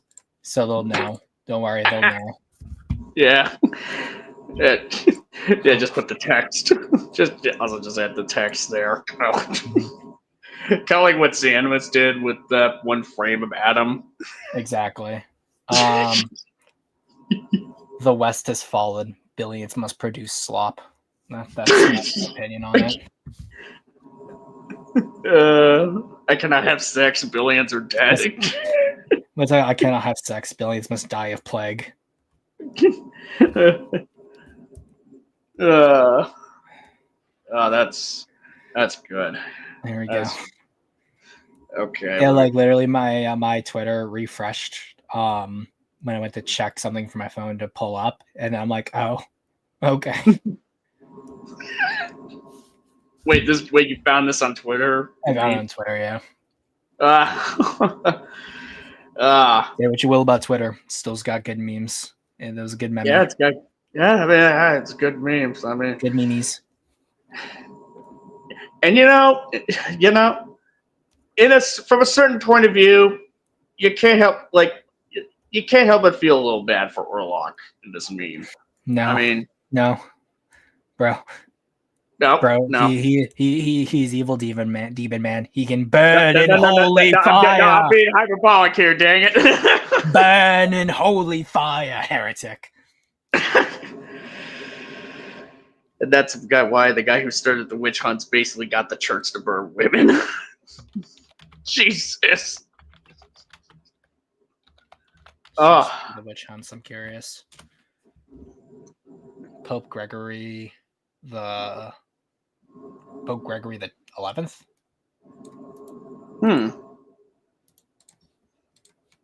Interesting. I'll have to look into that if that's the case. Because that's who I've always assumed was the one who started the witch hunts. Unless you're thinking of someone else or from a specific witch hunt. Neat. Yeah. Is there anything else in the movie that we haven't quite gone over? That might be worth discussing. It's like a somewhere in any section like in the middle of the movie or how about the how about a section section in the particular section in the middle of the film or even just I can't think of any major other points in the film that we haven't gone over. I do have one. It's actually a little more towards the end of the movie, but it is kind of like not the very last scene, but it's when the police find Adrian, in the presumably from their perspective locked away. He killed himself, or when he's when he has his hands sort of tied, zip tied. Oh yeah, no, I knew that from a mile away. I was like, yeah, there is no way that it was all his brother the entire time. It was the red herring of red herrings, and I think if anyone believed that for a second, I'm going to be honest. Probably your IQ is probably perfect for this film. Yeah. Here's the thing. So when Cecilia tries to do the whole suicide thing, and he gets her, she starts stabbing him when he's in the suit, and we obviously know it's Adrian because it's his voice going through. Yeah. Because otherwise, if that's supposed to be there's no way Tom would have been able to get there in time if that was supposed to the house in time if that was supposed to be Tom. I mean, obviously Cecilia wouldn't be tailing Adrian at that point because her urgency lies on getting to Sydney and her dad before Adrian gets there, get to the house more or less. Mm-hmm. And obviously the rain would kind of, we could just at least infer the rain could have kept her from it's like, well, how would she know that Adrian, was like driving back to the place and she would be suspicious about it? It's like, well, you could say like heavy rain kind of may have like obfuscated it a bit, but maybe she took a different route. But there's some inferences you can make. But anywho, like when Adrian is found, there's like no question about like the stab wounds that he has on him. Yeah. If assuming that suit, well, actually, no, that's not true. The suit would have to be durable enough to withstand the stabbings, but it would but not be durable enough to withstand bullets. Like if bullets could go through that, not even a knife, like basically like like the little pin, like the sharp segment in the inside of that pen. Well, the thing is that what the suit is made out of is like all these like tiny small cameras over a pretty flexible suit. As a result, I'm not surprised that she would be able to stab him. And it's not because we're not even dealing with an Iron Man type of situation. Like it's a suit that's like it has to be lightweight enough for him to be able to slinkily move through, and have it not be all that clunky or fuck up like any of the. I have to say also the fact that Sydney was able to mace him while he was invisible. Tom was like that incompetent that he got maced is crazy. Like the thing is that they've been casing this house for a while, and you think that maybe she might use the mace. But I mean, she did end up using the mace. Yeah. For a supposed like invisible for some intruder of sorts, like she like they kind of set that up like early in the film, and then he basically read a book about the threat of witches and stuff trying to influence the church. Could she have also gotten a dog to defend herself from him? She could have done that too. I'm surprised, literally. Actually, well, they already made her out to be an amazing person because she helps an abused dog in the start of the film. So the fact that like they actually held back and didn't have the Invisible Man kill a dog is actually surprising to me because I could totally see them doing that just to make him even more irredeemable. But the fact that you had that much restraint makes me only slightly, a minuscule, like a micro bit of congratulations I will give you for that. Like you did not make him so irredeemable that you made him kill a dog. You had him abuse a dog, but you didn't make him kill a dog. Yeah, although it's kind of strange that the dog like comes back to her without the shock collar when she's like, infiltrating the mansion 2 weeks. Yeah, that's the thing I brought up is that like for some reason the dog's back. Collar back on the dog. And the dog never left. Had the dog been on the shock collar, he could have shocked the dog and then gone for her and fucked her. Yeah, well, here's the thing: the dog like didn't even like the dog just sort of left. Like after the shock collars were removed, the dog just left the place, and then 2 weeks later or so, like more than 2 weeks actually, he's back. Like he's back when she comes back. So don't you understand? Like Adrian cares so much for power over things. Like he wants to treat things like animals. So he obviously tracked down that dog, and that is a symbolic socio-political underpinning of this immaculate film. Well, that's the case. And where's the shock collar? Exactly. The dog? Yeah. Not because it doesn't even have it. So, yeah. What else? Okay. So the email. What about the plot point with the email that Adrian sent to Emily? The fact that what's it call it? The fact that she really thought that Cecilia's sister really thought that she couldn't like that's ridiculous. I'm sorry. Like why would she really believe that her sister would have sent that to her? That's stupid. Yeah, I mean, not to mention the fact that, like, why would she send her that email? Doesn't that just seem a bit odd? Yeah, why would?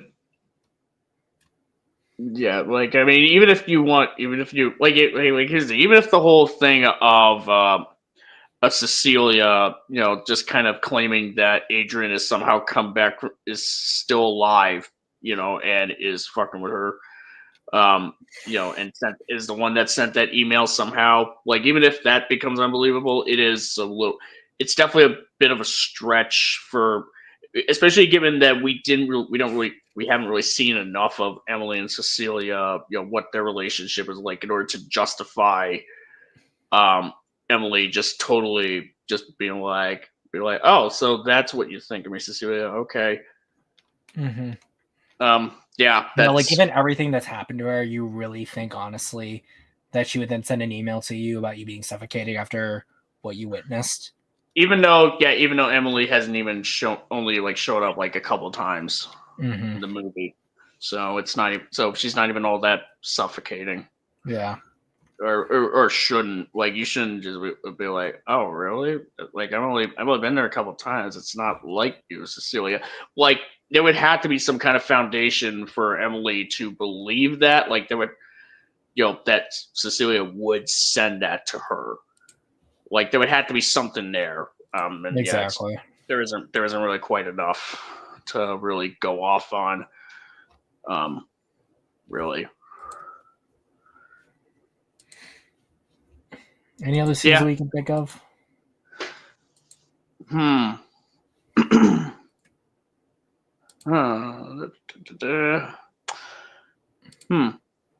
me see. I would say there was like it's not related in the final film itself, but it is like one of the deleted scenes. The first deleted scene that came up in the movie for the Blu-ray is like after like Cecilia like steps out and she just like runs back in, and all this Hodge, the police guy is all like, hey, you know what? That's cool. This is it's first baby steps and whatnot. It's like there's like an extended version where there's like another woman there who was I guess was the policeman's date, pretty much. Yeah. Like, she was there the whole time, and Cecilia leaves, and these two the policeman and this girl have like this back and forth a bit, be like, oh, I'll see you later, catch another time. That's the thing is that I'll say this. I haven't seen any of the deleted scenes, so I can't really comment on them, unfortunately. Yeah, I mean, no, I get you. It's just that it's kind of a weird, like, well, glad you kind of cut that out because that didn't really lead to anywhere because there's no, like, I'll be like, okay, I guess, I mean, nice that the police guy has a life outside of what we see in the movie. Yeah, it's like, okay. Do you guys think there is potential for a new, unique take on an Invisible Man story that's separate from the OG or the abuse themes? Yeah, like the thing is that the Invisible Man is a universal monster, so there are other monstrous themes you can tackle with the Invisible Man. Like, honestly, like the idea of like the Invisible Man works best as an invention that's not really related to technology, at least from what I've like felt. At least all the better ones are all done through the serum and stuff like that. So, because Hollow Man's a little different from the classic Invisible Man, but it also shares a lot with it. So, I think like it's something I'd have to think about. Because like out of all like the Universal monsters, the Invisible Man is like my favorite. But I think that like the themes we do explore in the OGs has the potential to be tapped again for a modern audience. And I don't mean a modern audience in the sense of making it palatable to them, but just introducing those themes again just today. Yeah. I could definitely see that. Now there's like a point that you brought up, like how the Invisible Man, at least the classic one, has like this sort of element of sympathy that you could have for him, even with the madness going for him, which the new version, whereas like the 2020 version is like, pure evil. Earlier, you pretty much also mentioned like Dracula is kind of being like an exception, where Dracula is obviously, at least the Bela Lugosi version, if we're just strictly going by Universal classics, where Dracula is obviously just evil. He's not meant to be sympathetic, really. Yeah. He's just meant to be like an evil that needs to be thwarted. Like, so would you say like it's kind of like a little more flexible, like in terms of what the Universal monsters should be like as characters, like either as tragic, sympathetic type of monsters, or just strictly pure evil in the case of Dracula, or like would the latter part at least kind of fit in line with this I new? think when it Adrian? comes to Adrian's, like, he's an elemental evil like Dracula, but he's not a actual literal monster. Like I said earlier, he's just a very terrible guy, and as a result, he doesn't engender a kind of fear that can be felt by anyone outside of people who have went through an experience similar to what Cecilia has gone through. And as a result, there's not as much marketability, and the only people who say that it has this high potential are really just pandering to the theme that the film has. And when it comes to the universal monsters, like the Toho monsters that have their specific designs and their own themes, the universal monsters have their own designs and themes that are unique to those characters. Because like the Invisible Man by Wells is, I think, in the public domain, so you could do an Invisible Man story without taking on the trappings of copyrighted and trademarked versions. Same thing goes for Dracula. Same thing goes for Frankenstein. But I think that if Universal wants to make new Universal monsters, then you know what? Follow the conventions of your trademarked versions of your characters and see what you can do now with people who have so much time removed from the original versions that maybe they might have a fresh perspective on these characters, but still keep them faithful. It's not that hard to do that.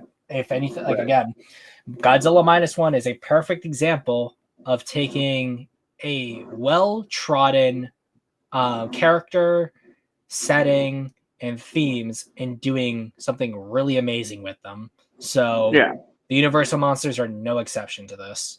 Like, the Universal monsters definitely have that potential there. So like if we want to explore new themes with the Invisible Man, do it outside of Universal. Do you want to make the Gill Man less sympathetic? Okay, cool. Just don't do it in Universal. Do you want to make Dracula this misunderstood bad boy who glows in the sun and has a pining for high school girls? Okay, that's literally Twilight. That's like vampires, Frankenstein's monster, werewolves. Like, there's a reason why people can make their own versions of these characters, is because they are archetypes. Yeah. I guess where we'd be going with this, where I'd be going with the whole Adrian Griffin being kind of like a monster in a way. If not, it's like not so much like like anything like extraordinary about like what he's capable of beyond the tech and being like an obviously a tech genius, but like kind of like the monster like within him, kind of like how, because like with Dracula, like if you kind of take away. Like with Dracula, like if you kind of like take away the fact that he is an undead vampire who drinks people's blood, and he's just like a killer who hypnotizes women on occasion and uses his charisma to kind of blend in with everyone else.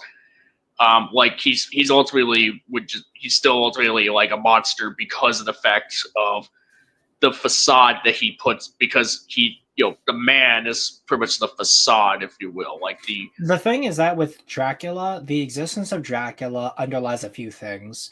The idea that there are forces, dark forces in the world that can reanimate corpses and create monsters out of them. Frankenstein and to an extent the Invisible Man outlined the dangers that science is a like miraculous thing. It can bring the dead back to life. It can allow you to become invisible. But that also underlies a type of horror that what we don't understand, or like what our advancements can bring about, can cause humans to become monsters. Adrian isn't a monster because he's the Invisible Man. He's a monster, and the Invisible Man is like a persona. He's essentially a supervillain rather than a monster.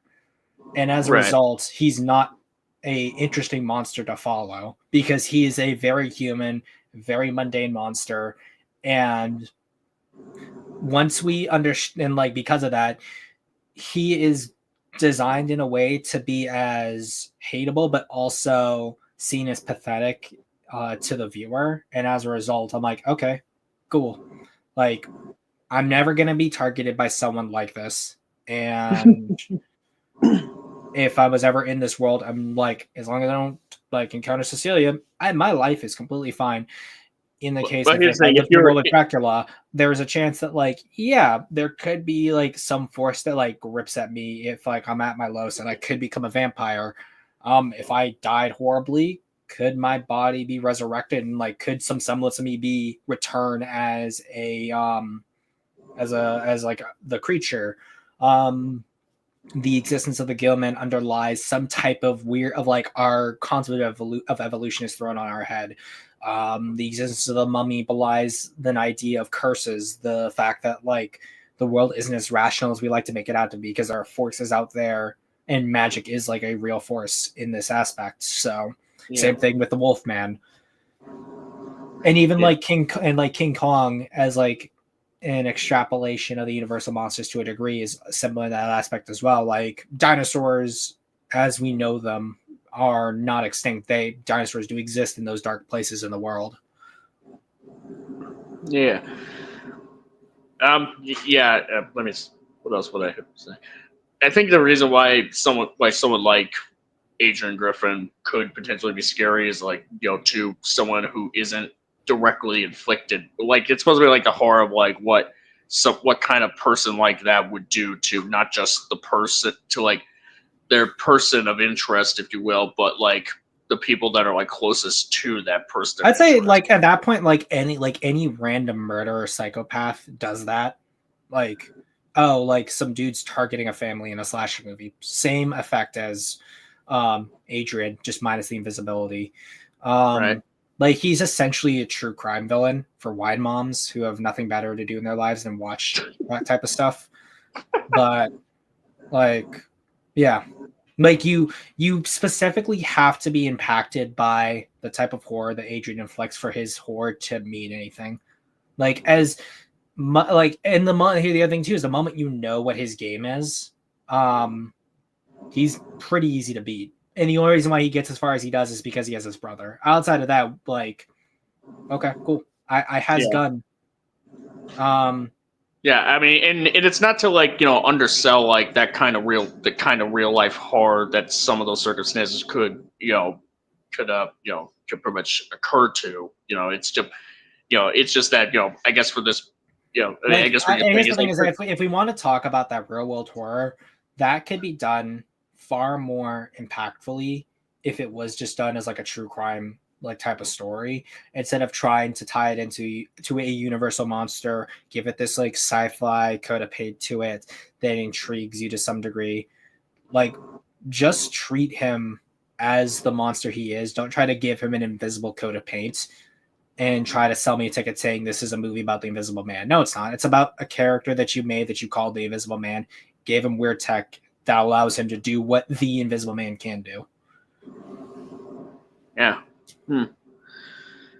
Yeah. I mean, I guess by that point, it would just be like, but if that's the case, then if we want to tell this story, then we still want to tell this particular story, then what do you suggest? We just want to like create like an original story, pretty much, or like I mean, I'm saying that's from the perspective of work. Yeah, I'm just saying. Yeah, probably take your balls out of your purse, put them where your mouth is, and sell the story. If you think it's so impactful and so helpful to people, sell it as an original story. Don't coast off the coattails of the Invisible Man. And or at the very, I would say, like, if nothing else, if you pretty much are gonna use the Invisible Man as a template to tell this particular story that you are trying to tell, make sure it's at the very least. Definitely make sure it's a bit tighter. I bet a lot of people wouldn't have watched this movie if it didn't say the Invisible Man on it. Yeah, I mean, yeah, true. Yeah, it probably wouldn't have done as well. Like it probably could. Like I would say, maybe if there was like the Handmaid's Tale, following and the Handmaid's Tale. What's that? Fine. Okay, fine. The Hand Job's Tale. There okay, we'll just go with that. I guess like if that kind of following was big enough and people were like, oh hey, Elizabeth Moss is going to be in this new stalker thriller type of movie. That's a call. I think the reason why. Now I'll just be out and say it. people who really watch The Handmaid's Tale for all 5 seasons are the same people who would watch The Invisible Man. So that was obviously always going to happen. So I mean, the reason why I pretty much watched it, the reason why I pretty much saw the movie and watched it and owned the Blu-rays because it's titled The Invisible Man. Mm-hmm. And that, I mean, obviously I really liked it when I first watched it, so it would be like, hey, I wouldn't mind buying this on Blu-ray. I bet you, if this movie was like titled something like "Can't See Me," it would not have made the money it did. Unless it had John Cena in it. Exactly. Unless it had. What's it called? You stood on the shoulders of geniuses, accomplished something as fast as you could, and before you even knew what you had, you patented it and packaged it, slapped it on a plastic lunchbox, and now you're just selling it. Oh man, that's. There we go. Yeah. Have I told anyone I hate this movie? I don't know. Like, have you told it? I don't know. Maybe you should. I don't know. Maybe you should say it again. I don't know. Fuck this movie. I hate it. So I guess that's I guess that's probably like a good closing statement, I suppose. At least for you. Yeah. As far as closing statements for me, yeah. I mean, it's definitely the discussion here is definitely giving me some pause for thought here on the movie. And as well as like giving me but at the same time, like, just because you end up not liking something as much as you used to, there's always like the older stuff that you can look back on, like the original Invisible Man, or even even just other retellings of Universal monsters like the Wolfman 2010 that make you kind of where you appreciate those even more, and so it's like you're not taking away any like could you potentially take away enjoyment for this a movie like this from someone? Absolutely, but there's always that potential, but only if they allow it. But but then you could just kind of point out like, well, here's why this other reimagining, like how reimagining of the Universal monsters can be done well, and here's how they did it. Yeah. And it makes the good that Wolfman remake isn't the best. There's some things wrong with it, but it's incredibly like more faithful to the source material than this slop is. Do you think the Invisible Man can beat the Wolfman? No, because the Wolfman is obviously a supernatural. Well, I mean, he's talking about the new Wolfman. Yeah, because like based on how it looks like it's turning out, yeah, because it obviously the Invisible Man is actually. The Invisible Man, you're able to see his breath and stuff, so more than likely the Wolfman with enhanced senses would be able to know where the Invisible Man is, even if he can't see him. So unless the Invisible Man has a gun and the Wolfman's affected by regular bullets, then yeah, Wolfman wins. Yeah, the new Wolfman pretty much wins. Like the point of the Invisible Man is that you can't see him. So if the Invisible Man were to like pull out a Glock or something, like the Glock, the Glock is still gonna be visible. Like the Wolfman's probably still gonna see that shit. And plus, if a regular dog can kind of sense that there's an Invisible Man walking around, yeah, a Wolfman's gonna do just fine. The Wolfman's gonna even this new one for whatever it's gonna be looking to be, he's gonna be fine. I can see Invisible Man. At least this version of the Invisible Man, or any Invisible Man, really. Like he's gonna be fine. Not to you remember that one meme where it's like, I am a surgeon. I am a surgeon. I am an invisible man. I am an invisible man. I'm an invisible man, Dr. Han. Oh yeah, that's what I was like referencing when I said like I am a movie fan, Dr. Han. During your minus one Adam stream. That's why I was referencing right there. The Invisible Man could develop an invisible bear trap to get the Wolfman. Maybe true. If we're gonna have his weapon, the Invisible Man's weapons of choice, be invisible as well, then maybe.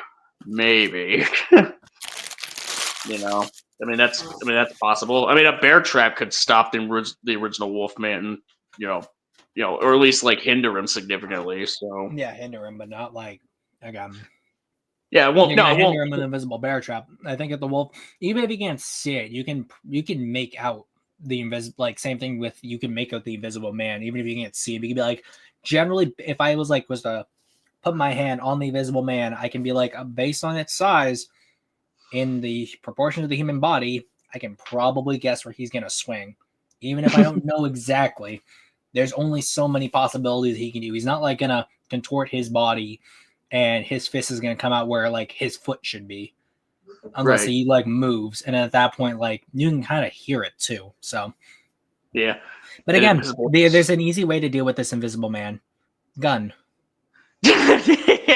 Yeah, I mean, first of all, you have to be able to see him first. Like, fire extinguisher would help, or like literally, what's it called? Live in a downstairs apartment, sleep near your door. The moment he has to get into your like apartment area, sleep by the door, hear the door open, bang bang, bang bang, yeah. Bang bang, bang bang. An invisible chainsaw. A chainsaw can make noise. By the way, so that one really. So an invisible chainsaw is kind of paradoxical.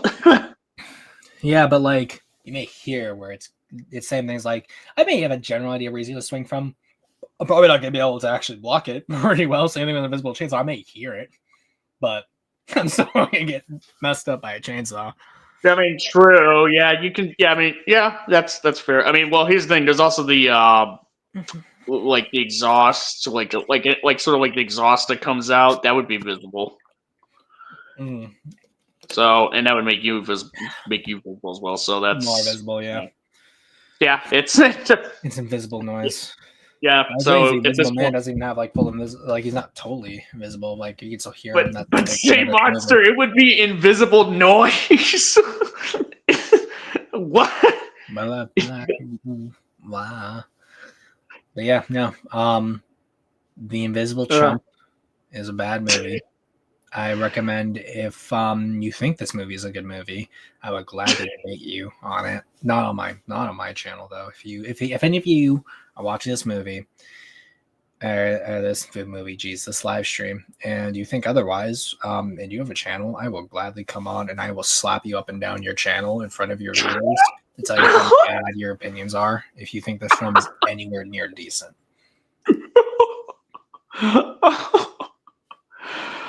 Well, yeah. Again, I still don't hate the movie. Like one of these days, I will get you to hate this movie. My legion will grow.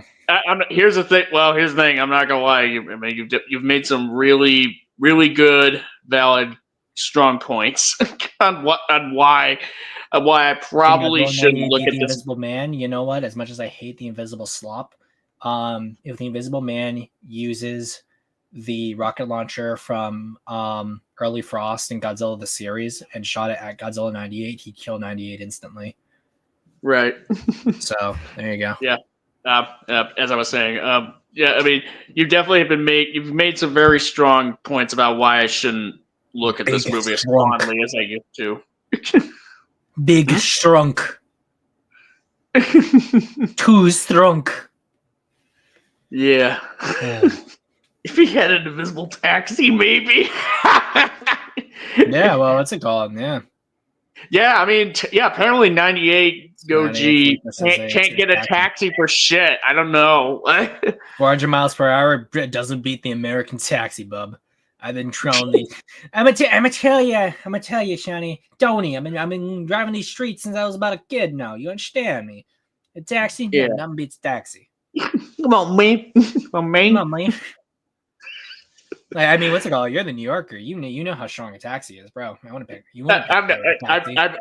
I've never ridden to Manhattan. I've never been to Manhattan, so I wouldn't even know how strong their taxis are. So I'll tell you this much: like usually, and when it comes to the food chain of cars, the Bostonian driver is top of the food chain. Although second place probably goes to the Manhattan taxi. Like it's like a T-Rex or a Spinosaurus type of scenario you're talking about with those two. They just trick. They're like Transformers, and they just fight each other. No. It's just like it's literally just copy paste like T-Rex versus Spinosaurus. You just see like a car that says Masso on it and a Manhattan taxi just going at it. I wish the it's like the I-Rex versus T-Rex with a Bostonian driver and a Manhattan taxi, and like Chris Pratt and the others are like every other state's drivers. It's the 2017 Mummy had invisible bandage. Well, if they were invisible bandages, then like you wouldn't be able to see past the invisible bandages because they'd be invisible. So. Well, I mean, yeah, here's the thing, like, you wouldn't even need to make them invisible. If you kept it going for any longer, those what little bandages she had left on would be gone. Wait. But she died before it, damn it! You know, honestly, probably for the best, because it probably feel like dust in there. No. She's got like her full body by this point. By the end of the movie. Dusty. Still probably dusty, my damn. Okay. Hey man, it's only dust though. Hey, what's it called? I mean, if you want all those scrapes on yours, I mean, go right ahead. Besides, I don't know if you want to be picking up any Egyptian curses, if you know what I mean. But to be fair, you probably have to have a curse to get with that. I don't know. That's true. Damn you, Tom Cruise. It should have been me, not him. It's not fair. I know. This has been a pretty fun stream. Thanks for coming on. I guess we'll kind of wind this down here. So, yep. I appreciate the fact that I finally get to verbally, outside of my own thoughts, talk about how trash and slop this movie is. Yeah. Glad to have you on to release that tension, if you know what I mean. Release the tension, yeah. Essentially release that tension that's been building since that Dark Universe pitch stream. Oh yeah, that too. Yeah. Well, 2020 movie came out, and since the Dark Universe pitch. Yeah. The Dark Universe pitch was October, so it was like a few months ago. But yeah, if you want to count the tension since when this movie came out, then sure. Depending on how quickly the Wolfman gets pirated, we might have to do my intro for another one of these shoes to be like, for 1,000 of years, I have laid dormant. Who has awoken? Oh, it's you.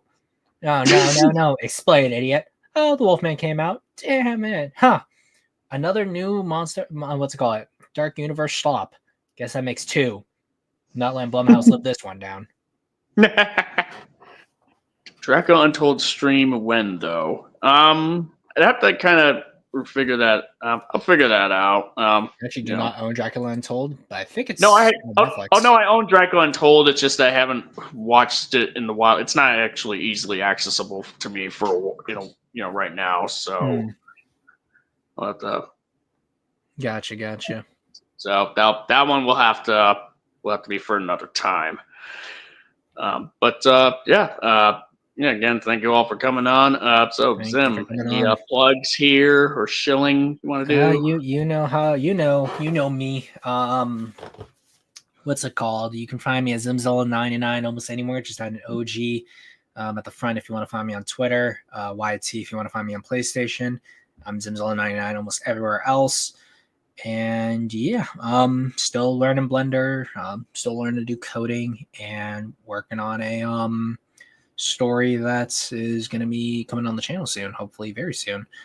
Nice. And that's about it, guys. Awesome.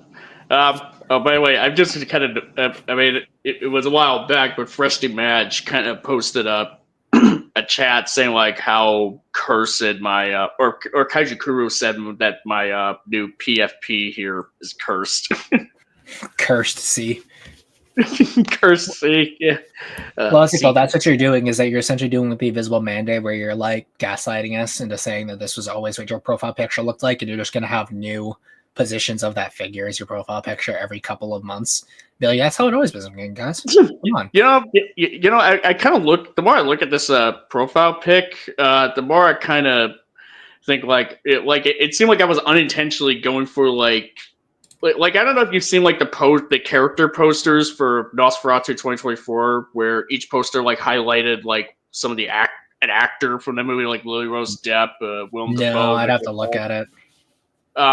Yeah, where I mean, like it's kind of, I mean, this isn't exactly like that, but it's like one side of part of the poster is like really dark, pitch black, and then there's like I don't know if I like for some reason like it makes me my PFP here makes me think of that for some strange reason, but I have to take a look at it then. Well, actually, and their eyes are also kind of glowing. Have like a little white dots there to kind of glow a bit. So it's like pretty kind of neat, creepy look to them. Interesting. Yeah, it's pretty. Yeah, it is interesting. But yeah, so yeah, this has been your host, the Sea Monster here. I would say I host these live streams, intermittently or on certain occasions like this. I'm gonna be seeing after I see Wolfman 2025. I will pretty much definitely announce when my stream on Justin's stream on that one will be like shortly after. So kind of stay tuned for that. Also, stay tuned for whatever projects I have going on. Still currently working on my Final Wars video. Long overdue, but it's trucking along still.